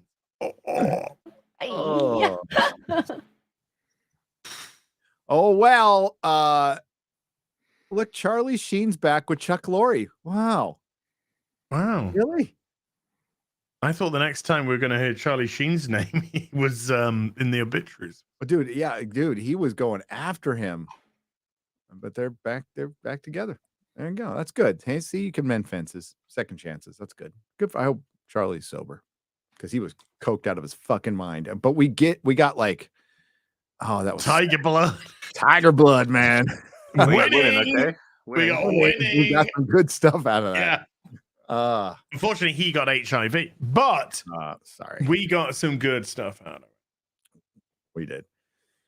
You can't stop the tiger blood. You're right, chat. Holy crap! It's just been one bad thing after another for Disney. Now, that Reedy Crick bullshit. Reedy Crick. See, I've been in the South a long time now. I'm saying Crick. Oh shit! I'm gone native. That bullshit's about to blow up in their face. Karma is real. Karma is a real thing. Disney is doubling, tripling, quadrupling down. They will not be one of these organizations that ever changes. No. Just saying. And I'm here for the giant corporate bonfire to watch it. But hey, keep those 12 people on Twitter happy. Yep, to be warmed by it. It will be great. How's everybody doing? Yeah, pretty good. Doing all right? Doing all right? I got coffee. You got coffee? I got coffee too. Beebs brews. Boobs? Brew. Beebs brew. Oh, I think I just thought of a new coffee chain right there. Boobs brews. Boobs brews. Ooh. Be like Hooters, except a coffee shop. Daytime Hooters. I would definitely go to a coffee shop that had Hooters. Boobs brews. Yeah. Boobs. Wake up to a nice warm cup of boob brews. Boob brews. Yep. Do you want milk? Yeah, exactly. And a little bit of sugar. If you just like in a Clockwork Orange, you pull the milk right out of the titty. Yeah. There you go. There you go. We have Ian Soforth. Ian Soforth for 50 British pounds. Ian, thank you. That's proper money for now. No. It's cool that the real BBC happens to be on David's birthday. Happy birthday, David. Happy birthday, David. Happy birthday, David. Happy birthday, David. Who are they talking? Who's he talking about? I have no idea. This is It's okay. It's okay. Yeah. It's okay, Gary. It's a Sunday fun day thing. Okay. So there's some lore there I'm unaware of. Happy birthday, David. Is that Thank somebody? you, Ian. Did Az cook David too, or does he only cook women? In Oh, that? that's a Shad Not thing. Az, sorry, Shad. Yeah. I get my Kiwis mixed up. Sorry. The DJ has gifted 5 Nerdrotic memberships for $25. CHB has donated 60 shekels. Shekels. What's up, Israel? What's up? Hail, Gary, longtime listener since the long night. Oh, that is a long time. Oh, good old days. God, that's when I first met MauLer. That's when we started streaming. Yeah, good times. It's 50-50. Hey, It we'll was the get best of times. It was the worst of times. we're getting the band back together for House of the Dragon season 2 eventually. That'll be nice. That'll be fun. That'll be good times, man. I really enjoyed those. Oh, Az, I want to put you on the spot. What are you doing Thursday morning? Thursday the 20th? Yeah, well, morning for me. Which is what time? What time for you? It would be like 11 a.m. So starting an hour earlier than we usually do for Real BBC. I do have Hot Toys at 12 your time. Okay, so what if we move it up an hour and we talk about? Well, when do you see Picard season 3 though? Do you get it the next day or? I mean, right. You know okay. So if on Fridays I get it as part of Prime for free. Yeah. I can watch it on Thursday and I can sign up for Paramount Plus through Amazon. Well, on a free trial. I can. Or I have I could ask my mate Captain Jack Sparrow. I got a resolution for that. Okay. I could see it. I could definitely see. Yeah, join us. I think Yellow Flash is going to join. I'm going to try to get Cullen on and do a finale. Colonoscopy. Dave Colonoscopy. We love Dave Cullen. Stop it. That's terrible. Where was I? So for the Picard season 3 finale, first time super chatter. All right. Here's a few shekels headed your way. Who said Jews can't part with their money? Wow. Oh no. Apparently Hey, CHB, did you know that The Mandalorian is about you? It's about the Jews. That's what the Mary Sue said. Mary Sue. Yeah, they said there was space Jews. It's about Mandalorian to space Jews. That's an interesting take. That is a really interesting take. Well, CBR just said that that Gotham Knights does better for Gotham than Batman. I don't know, man. He is pretty fascist. They did in the last episode. They just like dropped money for poor people, and Bruce Wayne never did that. And I'm just like, holy shit! They don't know. Well, first of all, of course they don't know what they're talking about. Yeah, but are you fucking retarded? Do you remember why they did that? No, because I didn't watch the episode. Oh, I did. Why? So they've got drug money, and they're trying to figure out what to do with it. I think it's just like ill-gotten gains. Let's put it that way. And they got it in a big van, and they're driving away from the criminals and the corrupt cops that are all trying to get them. And so they come up with an idea: if they start tossing the money everywhere, then the civilians of Gotham, in an attempt to grab all these things, will get in the way of the criminals and the police. And so it's they'll not be able really to giving money away. more It's just easily escape. I mean, diversion. you could argue that some of the characters want to give all that money. But like, there's loads of fucking repercussions that'll come from that. It's like, if you have the criminals and the corrupt cops trying to get that money back, you're putting all those civilians in danger. Yeah. Half of them are probably druggies, so they're just now got more money and probably die of overdoses over the next couple of days. So they don't think it's endangerment at all. Oh, great. No, the CBR is literal fucking dog canine fecal matter, as I like to call it. That these websites, I am so glad they're going under. I really, really am. But again, it all operates off. They are doing these articles for rage bait. It's meant to get you mad, so you click, so you go to the. That's the only way that they can generate any interest. Because if the person who wrote that actually believes what they wrote, number one, they haven't got a fucking clue about Bruce Wayne, and what Bruce Wayne does with his money, and all the various charities and whatnots that he puts his money into to actually help poor.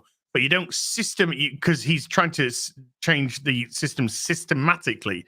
He's not trying to do quick hot fixes like going out and throwing some coin on the street and going, hey, look, we just cured poverty in Gotham because we dropped $10,000 on a street. These people are absolutely fucking they are window lickers of the highest order. And Gary, I actually have live footage of the CBR writing team trying to put an article together. This is live footage. Okay, let's take a look. There you go. There you go. Yeah, you lick those windows. Yeah, you lick those windows. Yeah, that's it. You lick those windows. Yeah, you keep licking them. You fucking window licking morons.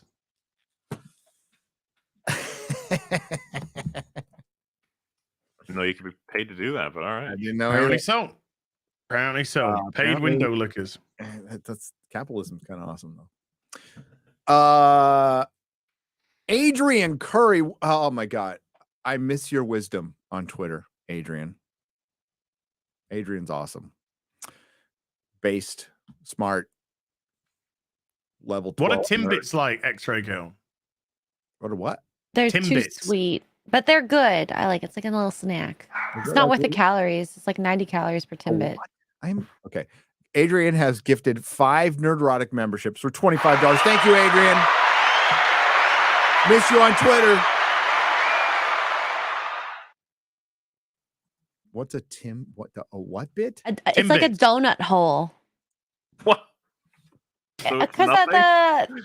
no, it's from X-Ray Girl, a donut hole is nothing. no. What I'm saying is that there's okay. at In the America, we have yeah. donut holes. Yes, It's called donut holes in America. I'm not actually just calling the hole. It's a little. My box is empty. I ordered some Timbits. Oh yeah, they're the donut holes. Donut holes. Where from Dunkin' Donuts is donut holes, right? Yeah, it's the part they cut out the middle of the donut. It's a little Reminds me ball. of It's a ball of donut. Okay, that's what it is. this meme where I think it's like eBay. Someone's like, they're supposed to have gotten an order, and the person says like it hasn't arrived, and they said, "Can you show proof?" And they just sent a picture of their hand, empty. So delivery. Show proof the thing hasn't arrived. Yeah. Such a stupid question.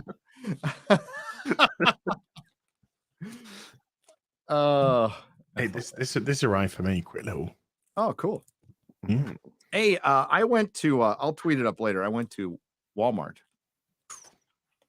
And I went to their toy section, which is pathetic. It's like one aisle now. God damn it. And you know what I found? What'd you find? Miles Morales is Miles Morales. Oh, Put it up on Twitter. I have the photographic evidence of Miles Morales being Miles Morales. everywhere calls Action Miles figures- Morales. Like, action figures suck now. They suck. I mean, they're terrible. It's cheap. It's all cheap garbage. Garbage. Hasbro Hasbro's coming under a lot of flack for poor product quality. Well, yeah. Thank you, Adrian, again.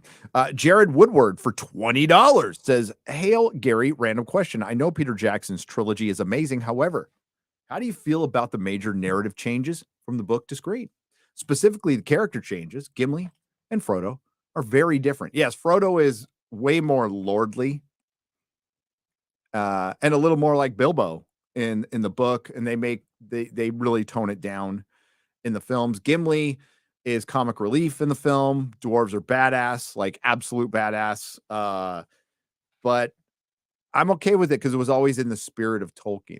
Faramir's very, very, very, very, very, very different too. They like in the extended versions, they like passing mention that he's a wizard's pupil. It's way more than that. But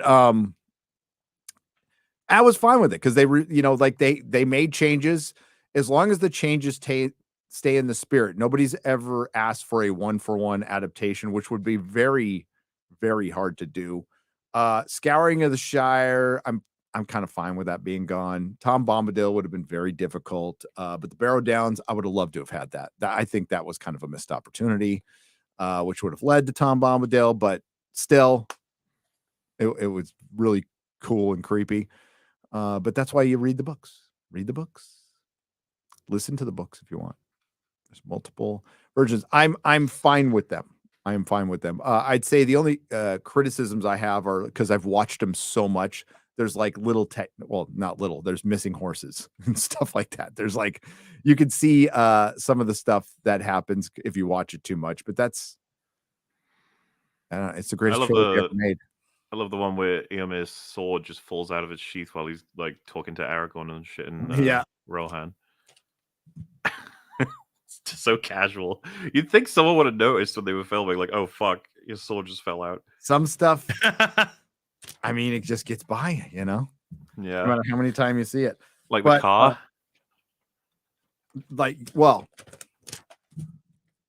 There is. Well, I mean, the missing horses I talked about too, that they're fucking clearly sitting on and they're gone. I think the car only made it into the theatrical versions, right? They got rid of it by the time the extended came out. I can't remember that. I heard about it. It's in Fellowship. It's when they're about to leave the Shire. You could just see in the background a big fucking light, like two lights from a car moving around in the background. And they're pretty good about like getting the countryside without like fucking telephone poles and stuff. I was watching Jason and the Argonauts, and you can see like roads and like some telephone poles in the background when they're supposed to be in. Do you remember Crisis on Infinite Earths? They had this big cataclysmic like fight on a rooftop where the whole world needed to be evacuated, and just in the distance, not even that far away, it's just a normal day of work for everyone in the background. They're like filming the apocalypse, and it's just like, my 9 to 5 job, gotta make sure I get there. Yep. They're like, everybody's just going about their business. I'm bagging and boarding. That's what I'm doing, by the way. I should have been doing that earlier. Jordan May for $19.99 says, Hail all. Saw Pope's Exorcist this weekend. It's pretty good. More thought-provoking than scary. But very good production quality, well-written story and characters. And, of course, Russell Crowe was amazing. Worth the watch. I am going to watch it. I got to watch Nefarious, too. I'm going to be watching that pretty soon as well. Or Renfield, if I have time. That's one where I basically said, because I was asked about it, I was like, gonna need a recommendation from someone I trust first before I give it a shot. Nicolas Cage would normally be enough, but you never know. You can roll bad with him. You can roll good. Aquafina being in it is enough for me to go. Because she's there's a difference between like Nicolas Cage movies where he's hilariously entertaining to watch and ones where they're trying to make him hilariously entertaining to watch. Yes. You know what I mean? Yeah. And you go make sure you great in it. Yeah. It's kind of like Violent Night.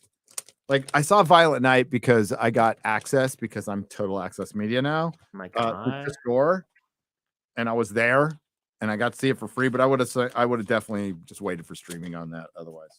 Get a gift bag, tuna sandwiches. I did get a gift bag. I did. I got a Violent Night hat and I got cookies. Oh my God, you are Access Media. So you're saying it changed your life. It saved your life. Changed my life. It saved lives. They gave us headless gingerbread men cookies with their heads stripped off. So that were wrapped in a Violent Night little package, and I ate it because I was in my hotel room and I was fucking starving, but I didn't want to go anywhere to eat, so I just opened one of those cookies and fucking ate it because I was hungry. Access media life. I know. The Access Media life. Got my gift bag and everything. Gave it a glowing review. It was an absolute triumph.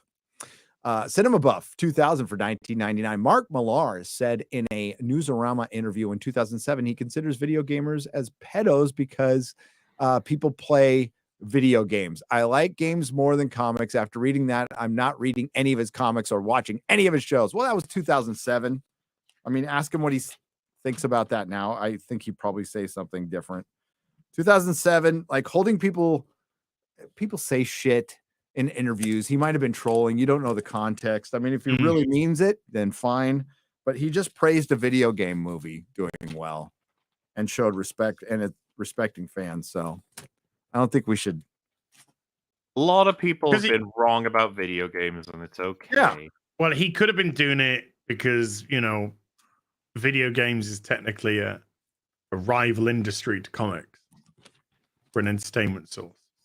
So he could have just, who knows? Like as Gary said, we just don't know the context. If he's legit, ask him now. 16 years later, 17 years later. Pull up the exact quote from the Newsarama article. That's one. You need to pull up the exact quote. Yeah. And but yeah, I mean, you know, ask him about it. See if he's changed his mind. Maybe he's like, you know what? I was being edgy. Shouldn't have said that. Yeah. Sorry. You know, simple as that. I mean, Gary said the N-word just before the stream, but would he, you know, was That's that a just ritual, edgelord to be stuff? fair. You've got to do that to cast a Yeah. safety spell. You know, Nerdrotic. I say it all the time before the stream. So yeah. Just dropped it again. I did. Hold on. Nerdrotic. Wow. He just can't stop. See? He's I doing can't anything. stop. He's doing an Ethan Klein with iDubbbz now. Yeah. And yet we forgive him every time. Oh, did you? I didn't realize this until I read it yesterday. But when iDubbbz got married, he took his wife's surname. Wait, really? Yeah. Yes. Oof. He took her surname, not vice versa. Now, I told my wife, well, I gave her the option, right? It was up to her. I'm like, you do not have to take my last name because she had a professional name in her industry. Sure. So that's why I'm like, no, you don't. My name's weird. You have a good one. Just keep it. She thought about it. She was thinking about changing, but I'm like, nah. And she decided to keep her professional name. I would not take her name. No, not disrespect my father like that. You kidding me? Well, you can always go isn't it? It's called double barreled, right? When you take two surnames. You can do Yes. the hyphenated, but I just told my wife, keep your last name. It's fine. It kind of makes things fun because it sounds like we could make it sound like a law firm, you know, Beekler, Wagner, and Beekler. You should go with what was it called in Better Call Saul? The oh fuck, why am I forgetting that? It was like the same name, different name, right? The Yes, law firm. it was. Oh God! Oh fuck! Chat help. Helps out. I like when we have dual stream brain farts. It's Yeah, I know. Yeah. What? like contagious. When who did what now? Hamlin Little- McGill, right? Who? Hamlin McGill. That's the name of it. Yeah. Hamlin. yeah, Hamlin Hill. There you go. There you go. Thank you, chat. Yeah, that's I didn't he just get his ass kicked in a fight again too. He lost again, yeah. Dude. He's quite a study for the internet. His reputation has tanked. I remember him being on top of the world at one point. For like, Well, everyone yeah. liked him. People rightly so. And he's now blocking people that reflect this fact because he said it's either none of it's okay or it's all okay. When it comes That's to such a fucking shame. He was quite an inspiration in terms of pushing the arguments forward, but he's done the fucking Ethan Klein thing. Yep.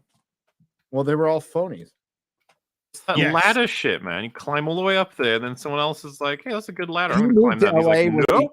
is he in LA? Did he move to LA? Does he have like a management team now and stuff? Because that has a lot to do with it. A lot of these people, a lot of these content creators have managers. Oh, he said now. as much. He's basically said like a lot of his like real world adult interactions mean that he has to actually like start operating as an adult, and it's like let me say this as an adult: you're a fucking retard if you get a manager.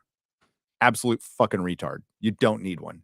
You made it to that level. What the hell do you need a manager for? Oh, to get sponsors that opportunities. They fucking come. You can get your wife instead of going on OnlyFans can maybe work for you and get you a fucking advertising. Dude, this is. I mean, MauLer's when he says this is a case study. He's not waxing lyrical. It is because his wife or girlfriend at the time literally went from streaming's not working out the way I want, OnlyFans. Gassed up mid. He just literally went from that to that. It's just like you don't want to be an artist, you know, you don't want to go into this line of work, don't want to go into law, don't want to go. You have all these different choices. And you're like, streaming's not working out, so fuck it, I'm just gonna get my kit off. And then iDubbbz, what was it he's saying? He was saying, you know, I don't mind people looking at my girlfriends. He got in a lot of trouble for that, but there's loads of other stuff. I know. It's like he's just done a 180 on who he actually is as a person. Yeah, I mean, it's crazy. It's sad. I'd rather give up than do shit like that.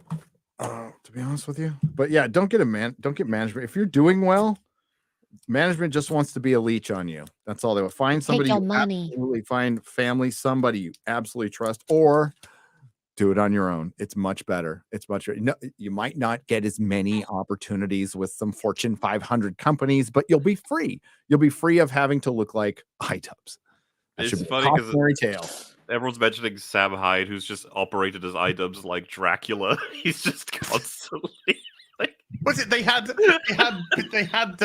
security? I'm coming to get you. Didn't they have like security around the venue to make sure Sam Hyde didn't sneak in disguised as and stuff? Legend. Yeah, dude, and all of it goes. This is such a long story. Like, it goes all the way back to when he was trying to make a documentary on Sam Hyde to, like, you know, clown him. But if you watch the video, like, Sam Hyde's very difficult to clown. He's an incredibly unique guy, like very unconventional, and iDubbbz didn't know how to handle him. And so, like, it all goes back to that, because now Sam Hyde's always just like, let me in. I want to see. Let me have a fight. This is a guy who's not been afraid to go up against, you know, Keemstar and stuff like that. And Content Cop was an absolute pull down of these people's behaviors and whatnot. And now everyone's running scared. You know, Hassan Pike was visibly upset and visibly concerned after Sam Hyde. I'm coming for you, son. I'm gonna kill you. You mean that joking? No, I mean for real. No, in real life. And then Hassan's there on stream going, "Well, it's not funny. It's not funny. Somebody making a threat against." Holy shit! You and Ethan are the kings of punching down. Yep, that's all you fucking do. You just punch down and punch down. Hey, remember when Ethan got like a temp ban for when he was recommending exploding certain places? Remember that? Oh yes. Even his fucking co-hosts were trying to stop him. They were like, "Shut the fuck up!" Shush, Ethan, no. They have like a set thing that they play whenever he goes off the rails and starts like asking to kill stuff. Do you know that Gary, you and I, we got on a surf tweet? Oh, we did? Yeah. Oh, wow. They put up a picture of like dangerous channels on the internet, and it had you and me on the Real BBC. Oh. You know, they had an up-to-date image. It was you and me. MauLer's been on the show for like 2 years now. I kind of like the most dangerous movie and television reviews on the planet. Well, like when I say dangerous, like you know, these are the bigots and the racists and stuff. You know. Oh, hey, Ethan, remember when you said the word constantly because you just love to say it. Even iDubbbz was getting uncomfortable, and that was when he was at his edgiest. Yeah. Well, because some people brought it up, and it wouldn't make sense to bring it up compared to everything we've just been talking about. But there's like an interview he did with one of the Smosh guys, I think, iDubbbz, where he just says like he hates his old fans. Like, he met several of them, and he was like, they say naughty words, and they are mean, and I cultivated a bad fan. It's just like, Jesus Christ, mate, fast tracking yourself to tanking your reputation, especially because you guys see the Tana Mojo one? Like, you must have seen it, right? Oh yeah, I saw what the content cop. Yeah, he's gone on to say like, I think I've seen all the content cops. Yeah, he's gone on to say it was such a mistake. It was so mean of us to do that to that girl. Like, what the con artist? It's insane. It's like, what the fuck happened? It was mean of us to take down the con artist that apparently that took a load of money and completely fucked up. Oh, you're talking about the photograph you're talking about. Oh well, the whole thing basically. The whole thing. And from what I've heard as well, it was more his girlfriend's idea, the Tana stuff. Wow. Like, to do all of it. So yeah, and you know, people are like, how come the only one he's apologized for is the girl? Like, none of the guys right? went after. Yeah. Meanwhile, Filthy Frank's just like, I'm just over here doing DJing and songs and shit. Yeah. So when you bag and board, acid-free bags, acid-free boards, a little more expensive, don't have to change them. Tape each end so your little thing doesn't dog ear in the box. Yeah. That's how you get it done. Yes. Just take your time doing it. Like, the bags and boards are going to be more expensive when they're acid-free, so just get a couple at a time because it can cost you like hundreds of dollars at some point. So just to get bags and boards, but it's worth it to save your comics. Somebody says stop giving them oxygen. No, I hear you, dude. I hear what you say when you say stop giving them oxygen. I just had Creator Clash too. The problem is that Creator Clash has just happened, so it's like a relevant thing that's just happened. I agree. They just tweeted out only a couple of weeks ago about Gary and me, so you know. Yeah, I didn't even notice. I replied, but going shout out. Yep. You're right about not giving him and this is like honestly one of the only times we've ever talked about him. Like, yes, this is the only time. I don't think we've ever mentioned iDubbbz before. Yeah. No.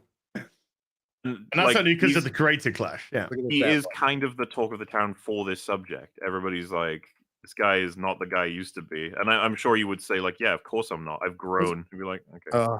Okay. Well, not in stature, that's for sure. Because he's short. Here. I'll show you this. This is rare. This is a rare thing. Ooh. It's a very rare. It's harder to find this than the Kenner Raiders of the Lost Ark Indiana Jones. Really? Yeah, way harder to find this. Well, I guess the Temple of Doom stuff, yeah. Yeah. Because it was made by like some crappy company, and the figures weren't that good. Like, quite frankly, they weren't that good. But I got it. I finally got it. Hi. Wow, that's uncomfortable. Here we go. Let's get back to this. Ben Dover has gifted 5 Nerdrotic memberships for $25. Thank you, Ben. Al Favra. Yeah. I just go Favre. Favreau for French. It's John Favreau's brother for $20. Al. Gary MauLer and Exode Agu.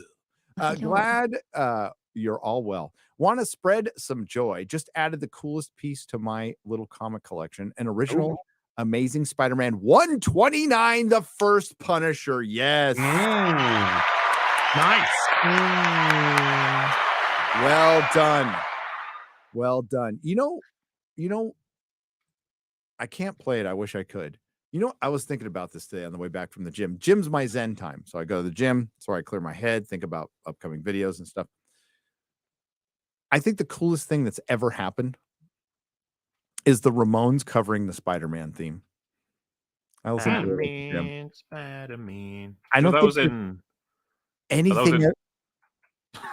Sorry, I was trying to say that was in Guitar Hero Warriors of Rock, I think. That song. It's in one of them. It was part of the Saturday morning cartoon compilation where Reverend Horton Heat did Johnny Quest.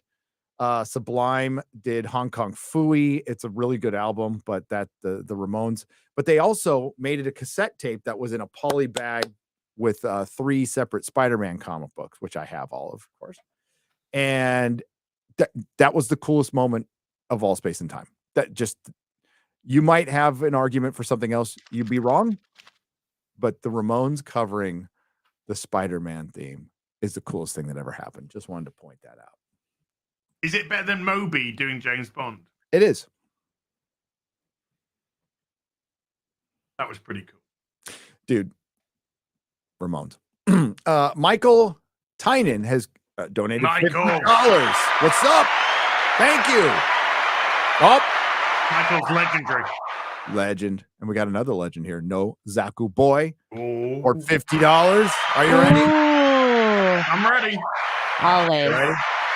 Are you ready? Who sees into the hearts of men and the undergarments of women? Peeping Tom. It's a domestic rumble in the streets. Hard-hitting action when Tom has to face an opponent who's too fast for the naked eye. Can Tom weather the unseen fists of Major Savage? Oh, no. Oh, no. Oh, no. I kind of like the unseen fists. I like that. That's cool. The unseen fists. You should have said domestic terror. Man of War 665, the neighbor of the beast, in 2 parts for $13.30. And he will mention Wizards of the Coast, right? Maybe not. If life doesn't shit the bed yet again, we'll touch down in Sin City a week from today. Yes! I'll see you there. Heck yeah. I'll see you there. I'm going to listen to Man of War on the way out, too. Wheels of Fire. Oh, yeah. And an ugly old fat bastard like me can travel coast to coast by airline torture device multiple times a year to meet this lot. Don't let something like vanity cause you to miss out on potentially one of the best times of your life. In all honesty, brother, these meetups can recharge the batteries like nothing else. All eulogies are welcome, including all uglies. Why did I say eulogies? I don't know. That's why I was like, oh, Wow. that's not going to be a good sentence. Gary, why? Literally, who died? Well, you never know. All uglies are welcome, including you. Just do it. Well, I'm going. Okay. They do recharge the batteries creatively. And they also, you get to see the fellowship, to see the fellowship interact with each other. It's not about just like, it's a giant freaking love fest. And you think we all get together and I don't know, some would probably imagine we burn a cross. That's just Ryan. Okay. What we actually do is laugh our asses off and have fun and talk about shit we love. It's pretty great. And eat pineapple on pizza. Yeah. So it's going to be a lot of fun if you can make it. RSVP, I think, closes today because we are the unimaginable happened. We're packed. It's like a lot of people RSVP'd. A lot of people are going to come, like way more than we thought. So, but we got it. We got this. Don't worry about it. We got this because the place is ours. The whole place is ours. We're not sharing it with anybody.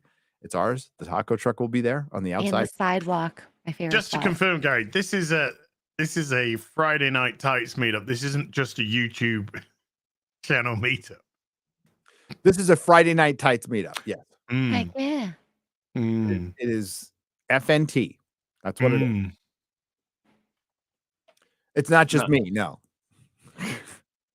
Right?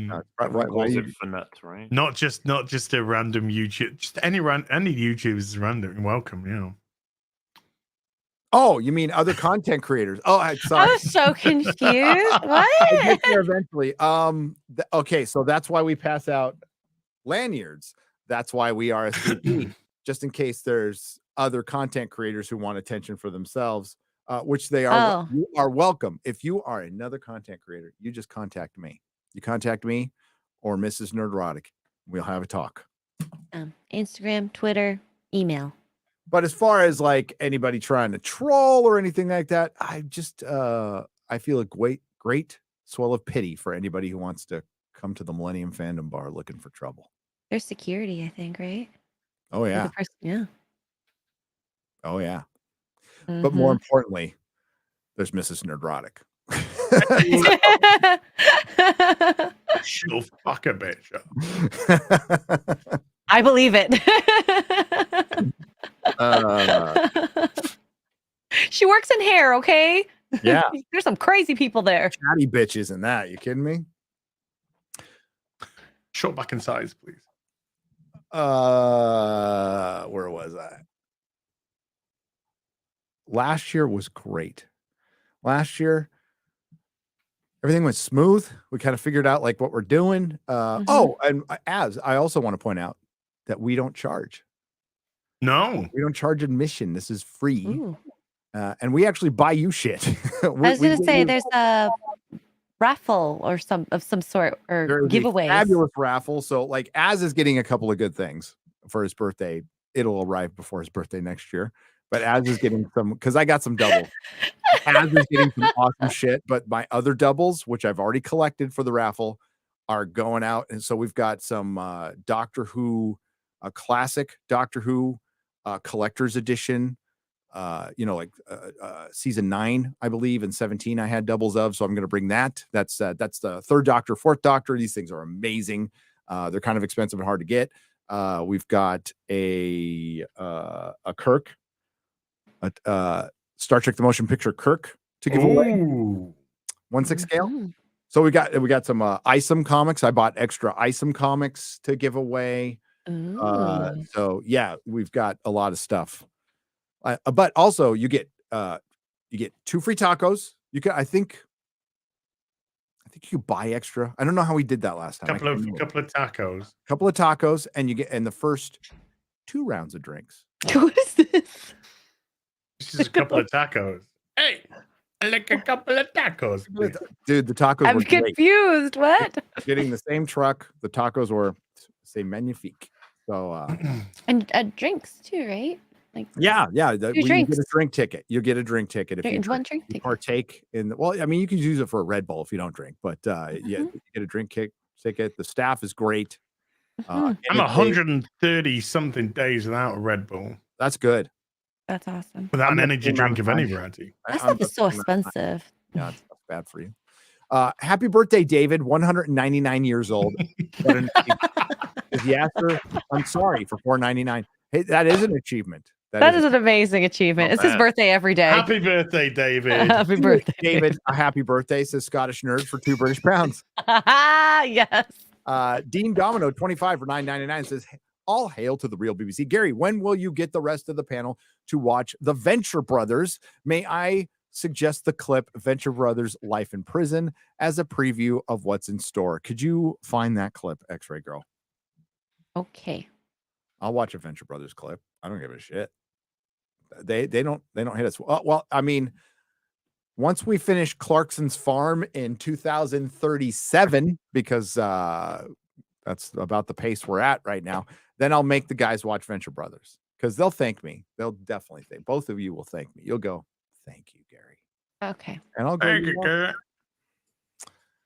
Andrew Valdez in 3 parts for $15 total.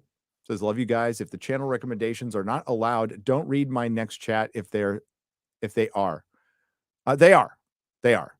Everyone should watch Lackadaisy in the age of just garbage from the mainstream. These indie projects deserve the money and the time. Their 3-year journey working from home, 2/3 to bring is what's 2/3 there? Home. That confused the crap out of me, X-Ray Girl.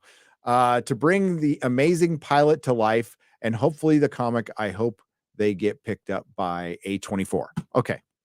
That was 2 of 3. I got it now. I understand now. All right. How long is it? Fuck it. 147.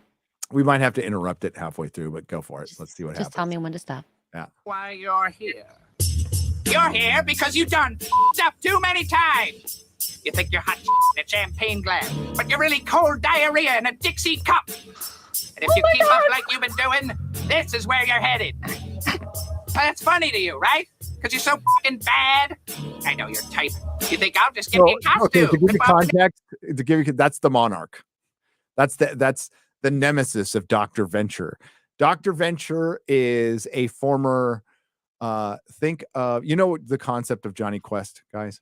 Know the concept of it. It's like a family with a little adopted kid that goes out on like pulp like adventures. So it's like the kid grew up and has his own kids that you later find out are clones who get killed all the fucking time. So he just goes out and gets copies of his kids. But it started out as a parody of Johnny Quest, Saturday morning cartoons, but they like have Marvel stuff in here. They lots of Marvel deep cuts. But what happened along the way, which was very strange, is a character arc for all of these characters. And there's like really interesting, really good writing, like really good character work within this animated series that's supposed to be a parody. And it's fantastic. All right, continue. Neighborhood kids. Next thing you know, you've got a jet shaped like a skull with lasers on the front. This is totally gay. What? Think this is gay, huh? Is that what you said, you scrawny piece of shit? Oh, this isn't gay. But King Gorilla over there is. And I bet he just can't wait to snap off a piece of your dick in his... Oh, no. You, get up. He's I said get the scared fuck up. straight. But you... He's trying to do scared straight. I don't think we can do this whole thing, though. Okay, this is just a sneak peek. Yes. Yeah. Venture Brothers is the greatest. Okay. It is so fucking great in many, many ways. So many things to watch. From My the past. favorite one is there's a character like the Watcher, the Watcher from Marvel. Yeah. And the whole time he's like, ignore me. I'm not here. I am just sent to observe. and everybody ignores him, but he's like yelling. It's you got to see it. It's so just like Harry and Meghan then. Yeah, basically. Yes. Where was I? Sliced bread for $10. You should do a quick review of the Hidari stop motion pilot film. It's only 5 minutes. That's an eternity on a live stream, my friend. Yeah, no, we can't. On No, YouTube at Samurai Action. this isn't a clip watching show. I don't know if you're aware of this or not. Starring X-Ray Girl's grandpa. That guy that made it deserves props. Well, but definitely go check it out. It's Hidari stop motion film. What's it called? Oh, it's Hidari. Just search Hidari stop motion film, and then you can go check it out. All right. Asado for where are we at time? Okay, I'm just checking. Asado Fortune for $5.50. Crazy when you compare Peach asking nicely for help of the Kong's army while Guy Ladriel had the Tempest in her and demanded an army. Hail everyone. Yeah, that is a interesting contradiction. It was funny as well because she just does pretty much the best argument. She's like, if Bowser fucks us up, he'll fuck you up later. So, just like a kid's film. It's just like it's a pretty good argument.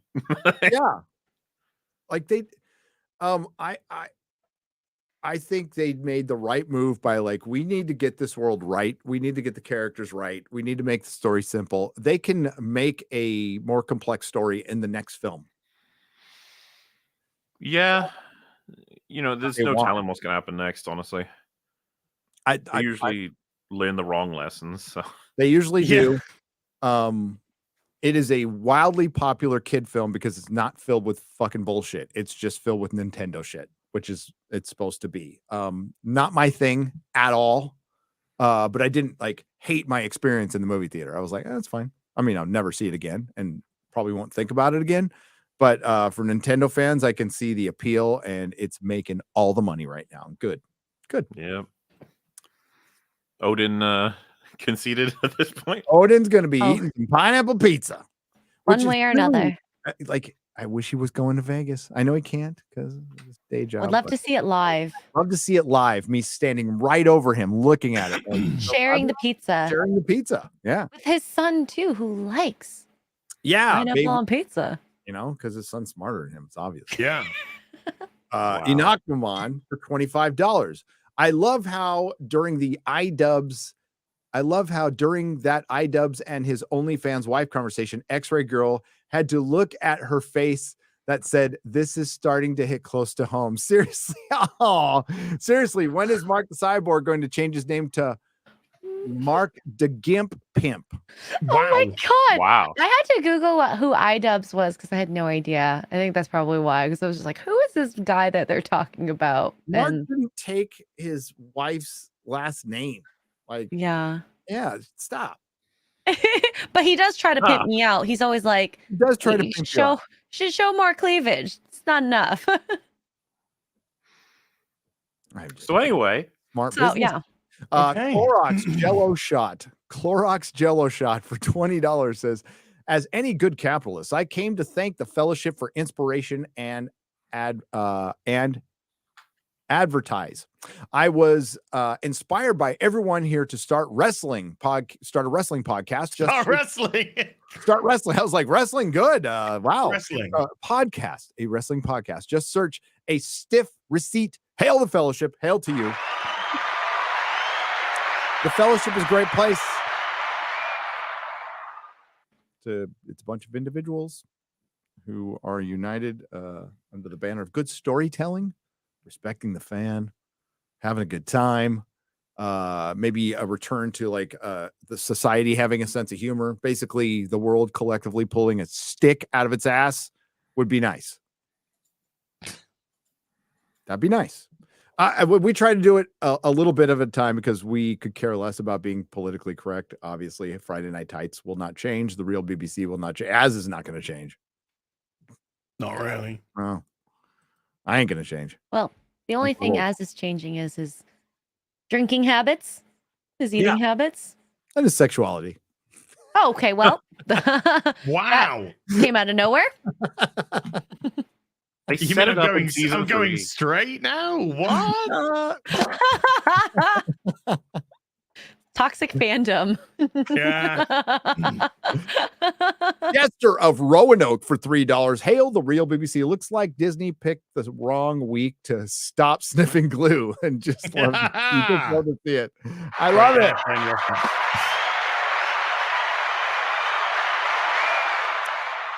I love it. Iron Omega, thank you for the $5 donation. I appreciate it. I do. High King Feanor, Alpha Chad of Middle Earth for $20. The High King is opening his coffers a bit. Must get my previous super chat to MauLer. What? Is there a previous one? I'll find it. I can find it. You can find it. You want me to read it or? Yeah, you read it. Okay. For $10 says, hi guys, hope you're doing well. The High King has a question for MauLer. Where is our Tolkien EFAP? Long man versus long author. Love all your guys' content. Keep up the good work. Hashtag respect for Tolkien. Well, we did do the famous episode 93 where we tackled a video that was like 2 hours taking down the entire trilogy. It's pretty legendary. Like at that That's point, a legendary episode. You need to watch that. I would say that. But yeah, I would never go against Tolkien. You kidding me? You beat me 7 ways from Sunday. That's an expression, right? The guy has been around a lot longer than I have in the world of culture. We will be doing a 20th anniversary Return of the King on its true anniversary, December 18th of this year. With the I usual will be there. Yes. So we'll be talking about it plenty then. Hashtag respect for Tolkien, by the way. It's a great hashtag. Totally down with those people. They're great. They're great. Thank you, High King Feanor. Victor Evans for 22 Canadian pesos. Why does Az's character in the thumbnail remind me of the German from John Wick 4? I was thinking that too. I was thinking that too. La Hawken. Am I the only one that knows fucking names of that movie? I don't even like it. Yes. Yeah. Better memory. I know John Wick's name. But John Wick and the dog. The dog. Hey, I know the manager's name. Aaron? I know the concierge. Concierge. And the other concierge. And her dad, the manager. Concierge. Concierge.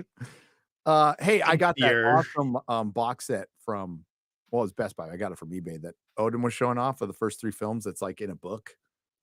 Ooh. Oh, yeah, yeah, but yeah. That was really cool, actually. And F you as I saw your the collections of the Batman. Superman. Oh, Batman. No, did the Superman one come out yet? yeah, I got it yesterday. Yeah, dude, did you? I ordered mine like 100 years ago. Like, let me see it. I'm just seeing if I put it. Did I put it on? Well, I saw your Batman, Instagram, your Batman or... special editions, and I went and got all the Batman movies I care about. Yeah, here, dude. I did not get Batman and Robin, and I did not get The Dark Knight Rises. Ooh. Oh, that's sweet. That's cool. Yeah, I ordered it, so I should be getting it. Yeah, the steel books inside of it. I still haven't broken it open yet, but the steel books just look. Oh my god! It's got the Donner cut in there too, right? Yes, that's part of it. Yeah. Yes. Got to have the Donner cut. Oh yes. But yeah, the Batman Returns, Batman Forever, and Batman and Robin collector's editions just they look too good. They're sweet. I just didn't. I got Batman Forever, but I did not get Batman and Robin or Dark Knight Rises because you're okay with Forever, but not right about because I like Val Kilmer. Okay, but it's not good. But I drew the line after that. I'm like, because I'm not going to I will not watch Batman and Robin again. I will not crack that open. It will not be watched. It's just ridiculous to have. I'll watch it at some point again in my life, hopefully. I love it. I'll watch it a million more times. Please be for me when he opens the front door. Please be for me. Uncle Alfred! Nipples on the bat suit. No. Oh, yeah, they are. Well, they came in Batman Forever, mate. Man with the gun in his hand for $10 says no. Rock salt wouldn't hurt the barrel of a shotgun. Okay, there you go. Correct. Right, the barrel is smooth. Ooh. Is that like a shaft? Is it smooth? Ooh. Well. Inside, and it's built to control explosions. My great grandpa used to scoop gravel off the road and load it into his double barrel. There you go. Grandpappy. Really? Yeah, gravel. That's awesome. That sounds painful. Well, thank you. Oh, dude. Netflix have just announced an Elon Musk documentary. Movie. Yeah. Who's playing Elon Musk? This Tiger Woods. Yeah. He gotta, put on a couple of pounds, but Tiger Woods is Elon Musk. Tiger Woods is Elon Musk. Where the white woman at? If you'll ever beat the Ryan Gosling is Barack Obama or whatever. That's my favorite. Eugenio Olivencia for $4.99. Hail! Speaking of new comics, you won't believe what just arrived yesterday. Cecil's Cash Grab. I couldn't believe it. And it came before Wrecked Planet. Shake my head. Well, I think that kind of just removes the whole the comic that's delayed by 2.5 years beat the comic that was delayed by 3 years. Fucking hell. Crazy world we live in. Yeah, fucking slow down there. Silver Screen Psychopathy for $20. It's 6 ways to Sunday, but it's okay. It's not your fault.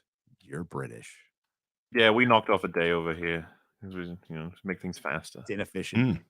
Efficiency. Did you say 5 ways to Sunday?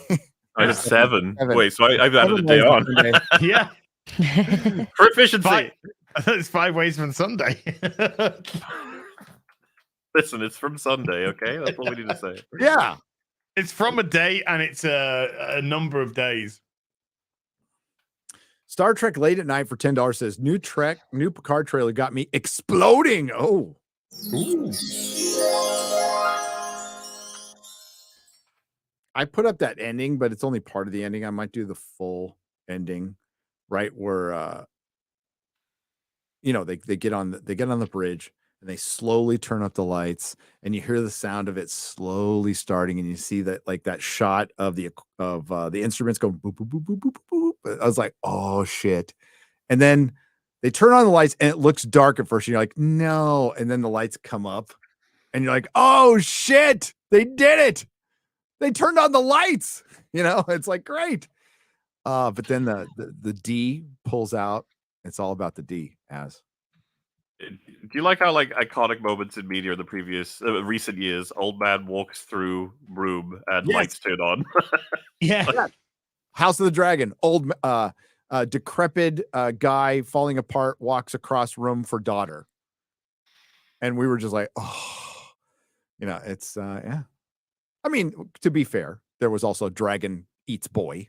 That was a bit of that. And head was chopped off. Head was chopped off. That's normal, Oh, but yeah, it was really simple. What like Star Trek did and that was very specific, by the way. Star Trek did what Star Wars couldn't. They got everybody. They like even the peripheral from the main. Like they got rid of 7 of 9.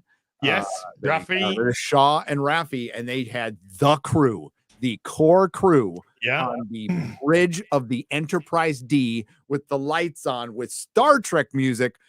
Pulling out of a space dock. That's all. And not just Star Trek music, next gen theme. Yep. Pulling out the space dock. Everyone in their season 1 positions, apart from obviously there's no Denise Crosby because she no, I shouldn't say that. Tasha Yar, because Tasha Yar died. Denise Crosby's still alive. But they're all in their original positions. Geordie was back on helm. Data Ops, Worf on tactical. Suppose you could say, because Worf did go to tactical at the end of season 1 because of Tasha Yar's death. Yep. So, and then, we had Riker to the right, and then we had Troy to the left, and then we had Crusher, who would normally be in sick bay, just doing what she do, float around at the top. And it was great. It was great. And it went do do do do do do. Well, no.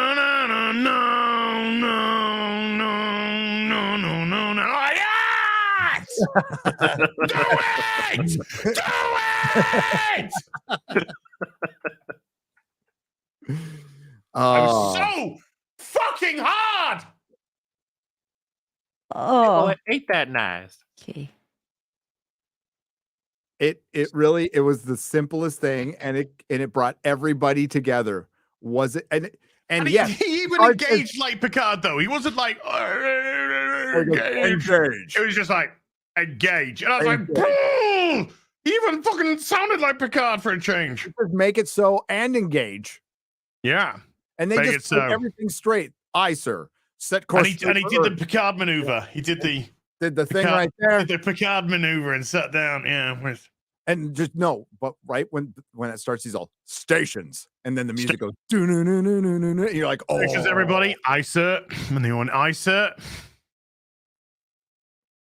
It's fucking awesome, and it was so. Was that all in episode 9? Yeah. That's all at the end of episode 9. It is damn straight up. It was. So now the D is heading to Earth. It was 10 out of 10 fan service. Absolutely knocked it out of the park. Perfect. I'll always have that. We'll always have that. No matter what, we'll always have that. Yep. There's some good stuff coming. You know what? The people are gonna nitpick stuff, and that's fine. That's a fan thing to do. I don't complain about that. But it sticks the landing. But this whole assimilation through transportation has been since Voyager days. With one little addition.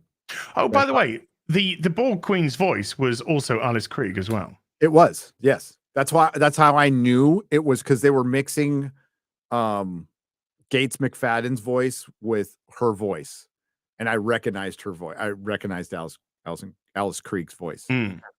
So or at least I thought I did. So I'm like, oh, it's the Borg Queen. It's the Borg Queen. By the way, my favorite part is the assimilation of everyone under 25 and stuff. Yes. Hive mind. So good. And the old base. I've never been so happy to see wrinkles in all my life. Oh my god. Yeah, I like it. Why weren't we assimilated? We've got a little bit more grey than the rest of us. Think about a skip to generation. Yep. Yeah, baby. The Borg took over Starfleet, and they straight up said, "We're eradicating your old and weak. You're strong. Starfleet is we are Starfleet. We are the Borg. We are the Borg. We are the Borg. Starfleet is the Borg. Borg are the bad guys, right? The Yeah, bad black wife. MauLer, they're like the Cybermen. I'm messing around. Yes. I know. So like Mark. Yeah. Kind of. Wow. A little bit more metal. I didn't get that far in Star Trek, okay? Mark isn't that bad. Like, I mean, I don't know if they're a bad guy or not. The Borg don't make their appearance until TNG season 2. There we go. No idea. Sure, it's not pronounced the Brog. The Brog? I did love that line. I wasn't a big fan of the Star Trek movies, as we know. The TNG movies I'm talking about. But I did love the line in First Contact where they said, the Borg, and she went, sounds Swedish. Yep. Well, that's what he used to say back in the day. It's like, here come the Borg. Shmorgy Borg. Or the burger. Or the burger. Smorgasbord. Peter Pan for 89 Danish krona. Watch D&D film. The girl I was with turned to me and said, there are no men in this film. Have you noticed that this is a trend in newer films? It's so bad. The normies are starting to notice it. Yeah. Yes. My dad has started noticing. He's like, I like Asian, like TV. Well, easy now. Whoa, racist dad to the rescue. And I only movies like Asians. Korean's the best. I like Bollywood, but American trash. Like Based dad. Based, yeah. Based X-ray dad. X-dad. He's right. Yeah, the normies are starting to notice. I don't know if anybody saw Dungeons and Dragons. I saw Dungeons and Dragons, and I did not like it. Even my it's out. Nobody cares. it's now. I think it was the last time I checked. It was identical to Shazam. They both had like 128 million worldwide, and that was it. They're both stalled. Apart from Dungeons and Dragons cost nearly twice as much as Shazam to make. Right, and you have a massive IP that's pretty popular, unfortunately, amongst hipsters right now. But a lot of old school nerds like D&D, old like OGs who like got a lot of shit for playing it back in the day. I don't think it was made for them. It's a movie filled with modernity in the most generic possible ways, and it's a Marvel movie that's not a Marvel movie, and fucking that is just so over. Marvel humor is over, and I'm glad it's not humorous. That's why. It wasn't funny. I mean, there was a couple parts where I did chuckle, unlike with Ant-Man, like the fat dragon and stuff was kind of funny, but or the dead guy they brought back, but they did that in Ralph Bakshi's Fire and Ice, much better. Was Fire and Ice, right? And yeah, I just completely forgot about the movie. I've seen worse. Ant-Man was worse. Like I've seen far worse, but it was just forgettable. And that's going to be the normal Hollywood fare. And then we have these anomalies like Super Mario, where, I mean, they're going to have focus and marketing groups. You don't need that. All you need to do is look at the response of the Nintendo fans. That's all you need to do. Save a bunch of money.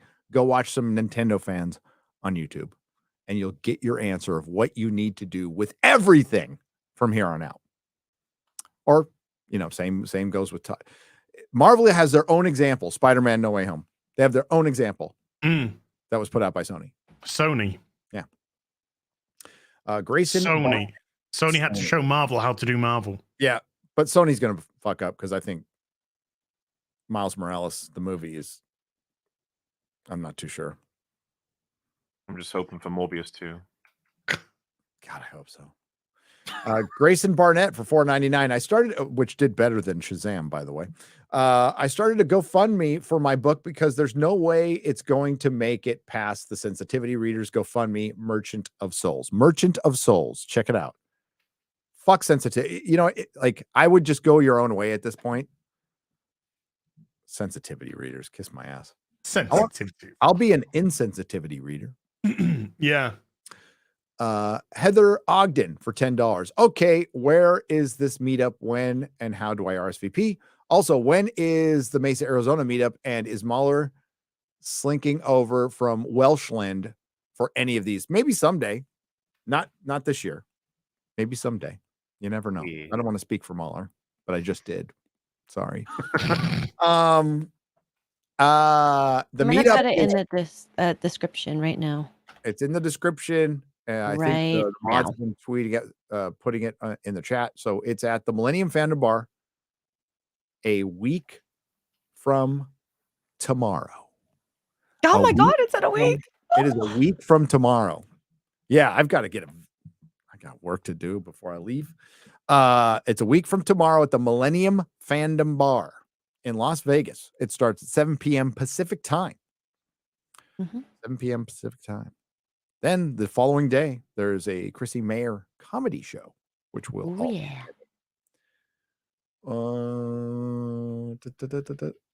Senpai Senfrance for $10. At this point, I don't even care if Disney crashes and burns. All I care about is they don't ruin Kingdom Hearts. Any thoughts about Square Enix being able to separate Kingdom Hearts from Disney? That is a question for you guys. I could not answer that question. I don't know anything about Kingdom Hearts. I don't like Kingdom Hearts because I don't like Disney. I've never liked Disney as a brand, so I've never got involved in Kingdom Hearts. Yes, I do own the PlayStation 2 Kingdom Hearts one, but that's purely a nostalgic Square Enix thing. But no, I've always never got involved in that because of Disney's involvement. Fuck that. Yeah. As you know, I'm a huge gamer, but yeah, bro. Yeah, answer the question, Gary. I've never liked Disney. Yeah. I liked Disneyland when I was a kid, but I never watched their. I mean, I like the Black Hole and Tron, and I like John Carter, and I like Tron Legacy, but I don't like their kiddie shit. I've just never been into it.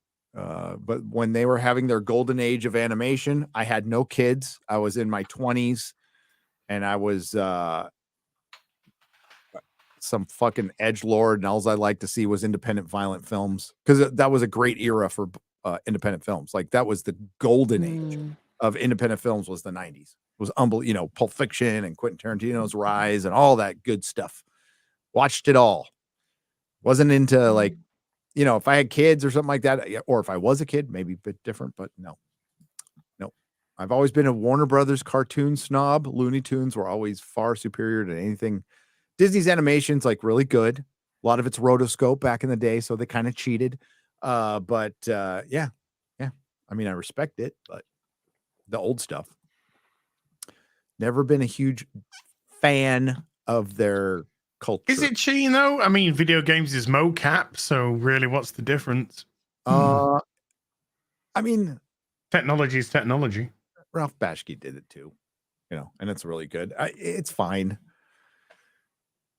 But they didn't do that shit with Warner Brothers Looney Tunes. That was really kind of genius shit. Now, the early animation was pretty genius from Disney for sure. But yeah, just never a huge fan. I went to Disneyland because they had Star Tours and an Indiana Jones ride that's unbelievable. It's great. Love that ride. And I liked it. Yeah, the only thing I liked about Disney was Disneyland. Going there. August us 623 for $4. Hail to the real BBC and the Fellowship. Charge! Hell yeah. The Grizzly for $100. There's my boy. I was talking about you earlier, man. Never liked Disney. Disney took the things I liked hostage, like Star Wars. But I liked it before Disney. I liked Aliens and Terminators. Then Disney bought them and ruined them. I like Independence Day, but Disney bought it with Fox. Universal is so much better. Yeah. Buffy, our beloved Buffy, belongs to Disney. That's Wait, gonna what? bite us in the ass one day. Oh no. Yes. Good time. Oh. X-Files belongs to Disney. Oh no. Yeah. They'll never know. Like Disney is trapped in that like not rated R stuff, and even when they do it, they'll never know how to do it. So I think that's why Warner Brothers and Universal and Warner Brothers will probably rise out of this. Universal has stayed out of the bullshit. They just made Fast and Furious movies. Jurassic Park, right? They distributed Jurassic Park. They just distributed Mario. Yeah, so Universal is probably going to catapult to be number 1. Warner Brothers will probably be number 2. Disney will be a very distant. They are bleeding all over the place. Yeah. Aww. I think Universal's very much on the rise. If you want to talk about a company that just stayed fucking out of it, like smart people. And the company that's going to win is the company that wants to make some money. And they want to make money. And I think Universal Orlando specifically, I mean, I'd just rather go there. I know about all the stuff at Disney World, but I'd just rather go on insane roller coasters and check out, Harry Potter World. And they also have that old Marvel section of the park that's a straight up time machine back into the 90s Marvel. So they're more Marvel than Disney ever will be, because that was true Marvel. And it's fantastic. And you go, there's like this old cheesy ride where it's Spider-Man, the animated series, The Ride. It's great. And I'm going back to take my kid there because he'll just freaking love it. JLock for $4.99. Assuming you like wrestling from your name, do you ever randomly look up old wrestlers and their crowd pops? Good old times. Used to be interactive. The crowd pops. I don't know. Well, recently I was watching a bunch of old WWF from about 98 to 2000, and it was just insane seeing I was particularly watching the Stone Cold Steve Austin stuff because that incredible story that he did with Vince and all that, and it's just absolutely crazy.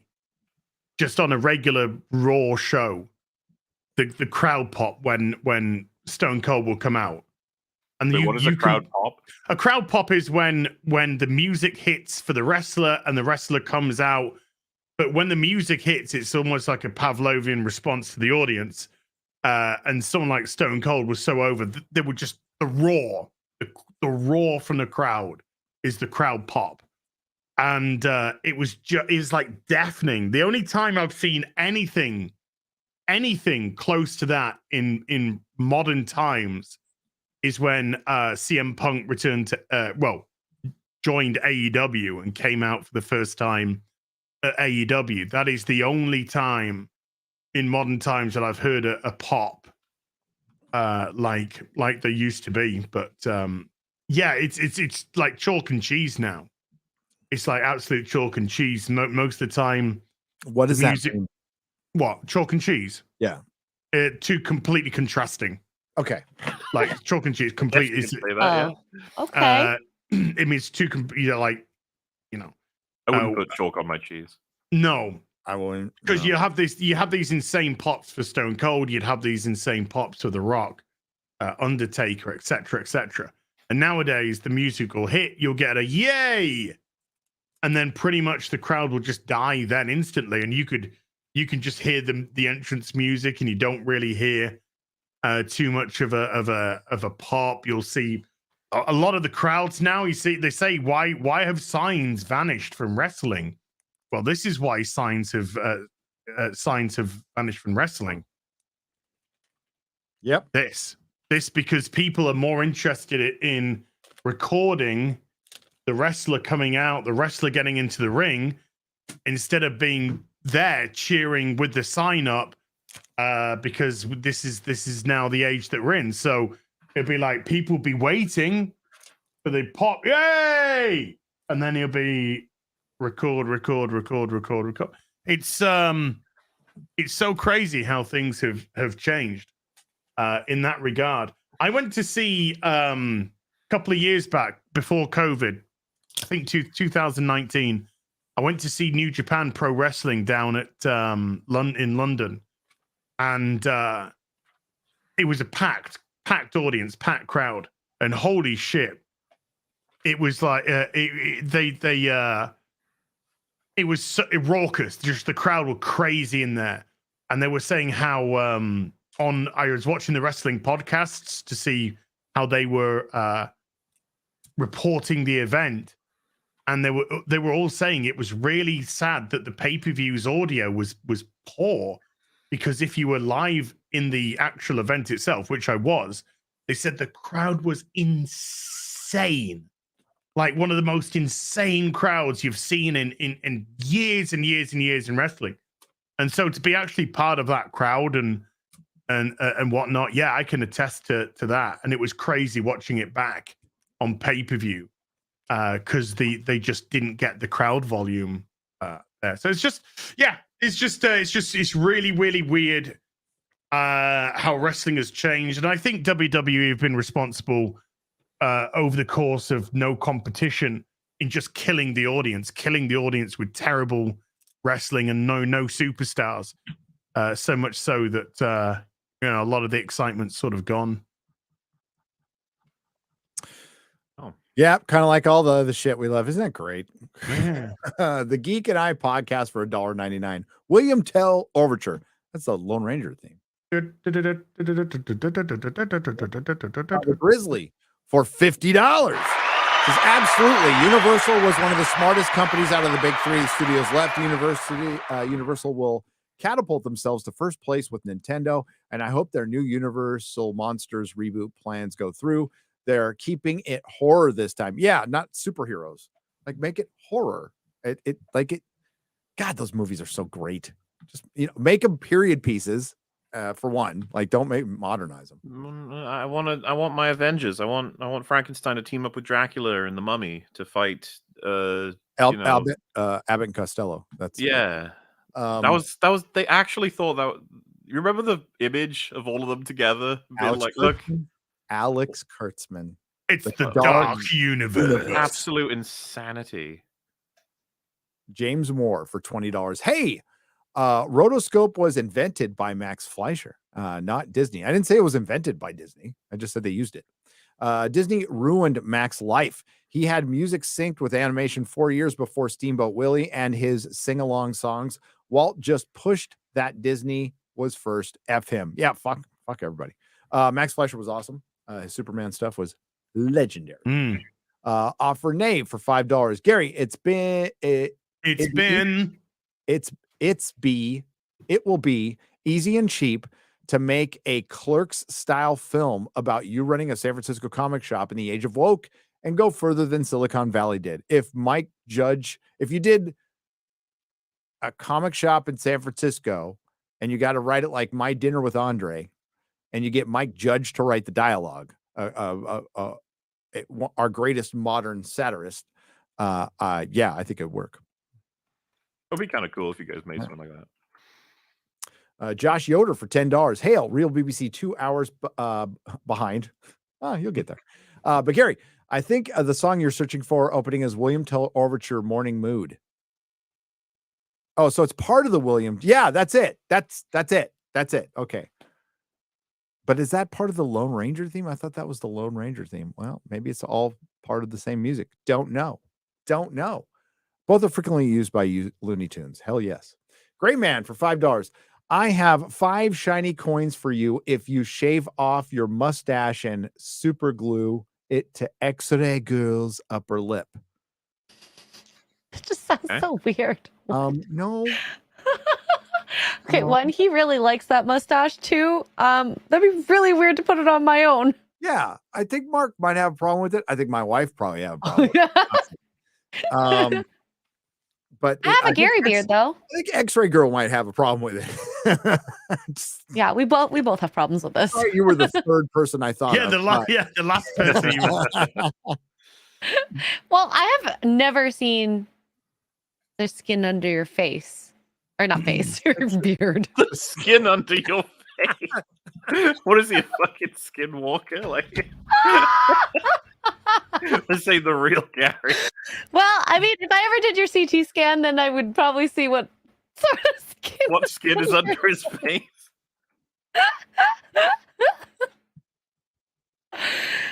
Hashtag bimbo moment. Oh my god. There's plenty of pictures out there in the world of me without a beard. Skin. Best one is Without skin. best one is when Skin under my they do it to the ring. Yeah. Very. Dad's Den of Pop Culture for $10, as is like Ali towards the end of his career. He's taken too many bad shows to the head. Yeah. Bagel Shark. Here's some real money for my first paycheck of a new better job, as thanks to you all for your fantastic output. Keep up the good work. Hail to the fellowship. Congratulations on the new job. Yeah. Oh yeah. Work it. The song is Morning Mood by Edvard Grieg, who I was listening to Grieg this morning. Erratic Bear for $2 because it was classical day at the gym. Yesterday was Dio Day. Today was classical day. Dragon Palsy. I like that. For $2. MauLer, defend Doctor Strange mom from a Gary criticism. All right, go. Defend? Yeah, From this is a like Gary this criticism? person asked me and Drink to do this every once in a while. Basically, like, I have to do the best counter possible to whatever the argument you want to bring up. There's so many. All right, we'll just make it easy.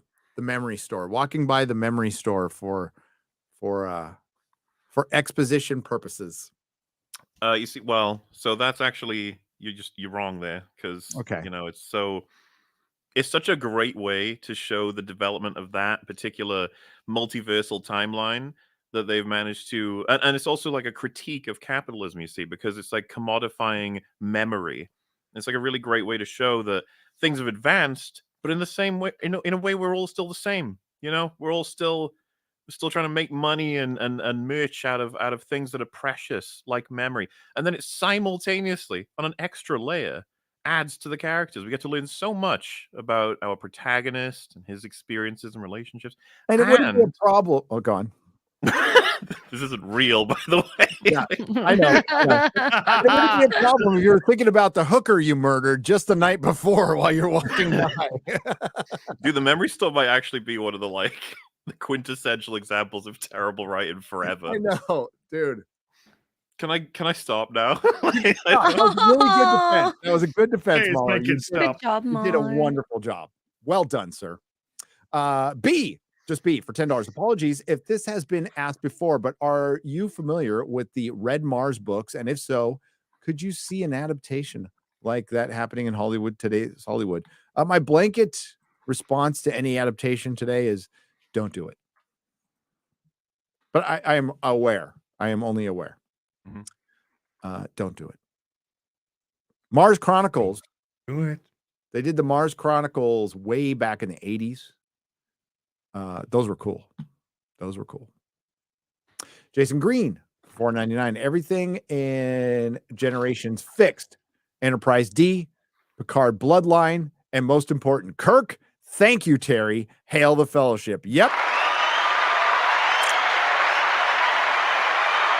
With what he was given and the limited resources, he fixed as much as he could. And I am grateful for it. That set looks great. The Enterprise D set looks incredible. I can't do this right now. I can't do this right now because we're right up against I got a heart out today. I'll save. Okay, we're gonna save these. I'm gonna be doing a square up from the road. We actually have the equipment. I went out and bought equipment so I can do. We tried to do it before, but my phone just streaming looked like shit, and nobody was getting the stream. We were in the middle of nowhere, so I have bought equipment. So I will be doing square ups from the road, spending my hours in the car. We'll also have a little lavalier mic, so you won't get all the shit.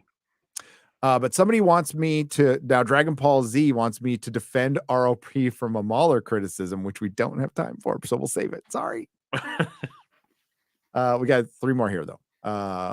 Ovation fan for $10. Appreciate you guys, but X-Ray Girl needs to talk more. No, she doesn't. Travis World for $10. I wanted to thank the channel for getting me back into older comics. Picked up original Batman, the Long Halloween series, and the Planet of the Symbiotes series. Those are fun. Planet of the Symbiotes is fun. Looking for any suggestions. Batman suggestions as he got Long Halloween. I always go with things like Hush, Nightfall, Contagion, Legion, Dark Knight Returns, Cult, very good. Sword of Azrael, it's a pretty good one as well with there. Loads, tons. I could go on. I could literally just keep on going. Year One, you know. You could go into is it 12 Nights of the Beast? With the KG Beast. That's a great one. Jim Starling on that one. Death in the Family. Lonely Place of Dying. Some really, really great Batman stuff out there. Thank you, Az. And this will have to be our last one. And it'll be Sunday during the day for the Square Up. Just so you know. It'll be Sunday during the day, probably around noon. Gungmir for 20. I screwed that up. I'm sorry. Dumb American. For 20 Swedish krona. You're describing the Day of the Tentacle intro. Is that MauLer's intro? Yeah, there you go. MauLer's intro. I mean, yeah. MauLer likes tentacle porn. Wow. Okay. Can't just be tentacles, can it? He tentacle is porn. tentacle porn. He is tentacle porn. Oh, wow. Only Uh, tentacles. Jim Sterling? Did somebody just question Jim Sterling? I know very little about Jim Sterling. I just know he changed his outfits. Yeah. And blamed his audience for the sub drop. And blamed his audience for the sub drop. All right. We're at 3. I mean, technically it is he is correct that it is your former subscriber's fault for unsubscribing. Those pesky bastards. Got Maybe a lot not for going the on. reason he wanted. A week from today is the meetup. I leave in 4 days. I got a lot of work to do, so we got to go. Az, what you got coming up? Thursday, Hot Toys with George. Friday Night Tights with Razor Fist. With Razor Fist. And Stuff and Things Sunday Fun Day. Yes. Awesome. And Picard season 3. It's we only do an hour. So okay, Picard season 3, Thursday. A Gary hour. 4 p.m. UK time. Az would only have to stay an hour. Then I would let him go. Oh, thank you. You allow him to You're leave. too kind. You must come to this review. I gotta go now, Gary. No. Okay. MauLer, what you got coming up? Anything? Mando. Oh my God. Mando. It's such a because it's Mando. like we're a little bit behind because it takes a while to get those things edited. But of course, the finale's out tonight, tomorrow night, something like that. Tomorrow, I don't know how time works. It's coming, and we're gonna have. I think Drinker said he wouldn't mind jumping on to record the initial reaction to it. I think that's how he's gonna justify doing a video on it because he has been disappointed with Mando, as you guys probably know. Oh, So yeah. we're getting them gradually, right? Like, we want them out as fast as we can get them. But, as for what the next EFAP episode will be, it's a mystery because I'm not entirely sure what it is yet, but I'll figure it out. Oh. And other than that, yeah, just work is continuing, be it scripting, editing, recording, all that flimflammery for more videos coming both on my main channel and the second channel. Awesome. Ooh. X-Ray Very Girl. I'll be around, playing Conan. Typical week. Subscribe to Poor Choices on YouTube, where I talk about relationship stuff with Tugs. Sure, I think we have a guest this week. Crossover from this audience over that. There's like some interesting crossover, very interesting crossover. So, yeah. But Yeah, anyways, so there's that. This Sunday I think I am going to do Warhammer building, so you can find me over there 10 a.m. Eastern with Maxwell Priestley. And yeah, Max good MVP. dude. Any makeup tutorials you want to maybe? Oh, sure. Those are more poor choices we can make together.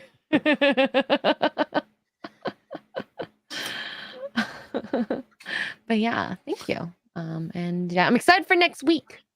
There'll be a lot of live streams, so you should sub to a lot of the people who will be there's channel. You don't know who will go live at what time. It could be on the strip, at the Our Friday bar. Night Fights is from a studio, and we're gonna get there early enough to where just in case there's any more technical difficulties, we actually start like close to on time because we were ridiculously late that time. So Yeah. I got to make sure that doesn't happen because Az is still going to be there. Az is Yeah. still going to be there. It's going to And be 4th week in a row on time, right? yeah, that's what I'm shooting for. We're starting on time. By on time, you mean only 15 minutes late? I'm saying on time. Okay, the last 2 weeks have been on time. Bro. Okay. Our guests in studio, Chris Gore and Robert Meyer Burnett. Gonna be good. Crazy. Should be a little crazy, so we'll see what happens. I'm working on a video, and then Mandalorian's gonna end, and it depends on how it ends, MauLer. If it's like, oh yeah, it depends on how it ends, then I might have to do the second one. If I were working with Disney, I'd just be like, so what you need to do is you have Bo-Katan and a stupid army of Mandalorians do something, like fight some clone troopers, whatever. But Mando needs to be breaking out thanks to maybe Grief Karga. That makes more sense. Someone like that saving him will make people a lot happier. And then they all need to work together to take down Gideon once and for all. But the after credit scene is that Thrawn, he's now here. So it doesn't matter if Gideon's gone because Thrawn is here. That is like the safest way to do it. Yep. So, however, I Ahsoka expect and Bo-Katan will come down and save them. Tell Luke to Yeah. stay back. He'll be there, so they'll have him watch Grogu, and then that's what I think will happen. Sorry. I'm so sorry. I was actually watching something on Instagram. Oh my god, you're so that is. I know, but can we please? Yeah, just this. You got to watch it to the end as well, okay? Because it doesn't. It's a whole thing. It's a whole thing here, okay? I love how Az is so riveted in our live streams. He's watching cat videos. We're ending the fucking stream. People are saying goodbye. And that's your cue to stop paying attention. Yes, I don't give a fuck what you're up to. You're Do I? asking our audience to pay attention to something you won't. Yes. Okay. Sorry, I didn't even hear what you said then. Hold on. There you go. So here we go. I'm gonna kill you. Oh no, let's take this in it. Douche, right? It's cat, Duke, doink. Cat misses, hits cat. Oh, look at the cat's face when he lands too. Oh my god. That is fake as shit. Did you see the ball? Like, okay, yeah, there's no way that ball is. No. Because the cat's jumping, because it's moving, so the cat jumps. I love it. Sorry, I think that's great. I think it's absolutely great. Asian things, I guess, you know. It's just Asian things. Throwing cats around. Well, throwing balls to Well, cats throwing around. cats around before playing with Also- cool. That's what a Korean calls playing with their food. Calling it a ball, Oh. Gary, it's a shuttlecock. All right. Yeah, it's a Oh, shuttlecock. what? It's a way It's a better name than shuttlecock. They're ball. called shuttlecocks. Oh. Well, I just think of the movie where the shuttlecocks are being launched out of a woman's vag. Remember that? So- What? What? No, Excuse me. yeah. was that My brain is Debbie not does processing Alice this. or something? No, I can't remember if it was. Help me, chat. It was something that came out in the 90s. Was it Hot Shots? I think it wasn't Hot Shots. No, it was a more serious movie. It was ping pong balls flying out of a woman's vag. What fucking movie was it though? Wait, now Orpheus? that's actually no. I'm thinking Queen like, of the I'm familiar with Desert? that. Someone. Yeah, Priscilla Queen of the Desert. Was it in Priscilla Queen of the Desert? I never watched it, but I think it dang, was that Priscilla Queen of the Desert. the Yep. woman did her Kegels. He Clearly, was in the South Park movie. That's what I Howard might know. Stern From. show too. Yes, but that is true. That is true. Okay, that's a great. That's like a way to end the stream. Wow. Great way to end the stream there. Shooting ping pongs. Shooting ping pongs out the veg hole. All right. You get all kinds of stuff there. Balls of Fury. It's a good movie. I really It's a good appreciate movie. you guys subscribing to this channel because I'm not sure why. Hi. So yeah, video in the works. Well, no, it's in my head right now, but it'll be in the works soon. And TM. Mandalorian and all this other stuff coming out in Vegas. So see you in Vegas, hopefully. See you in Vegas. If not, we'll be back next Tuesday on Az's channel, and I will be on the show, even though I'll be there. I'll be in my hotel room.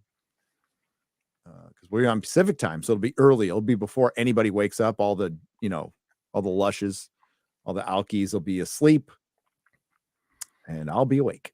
So, all right. Ciao, everyone. Bye. Bye. Bye.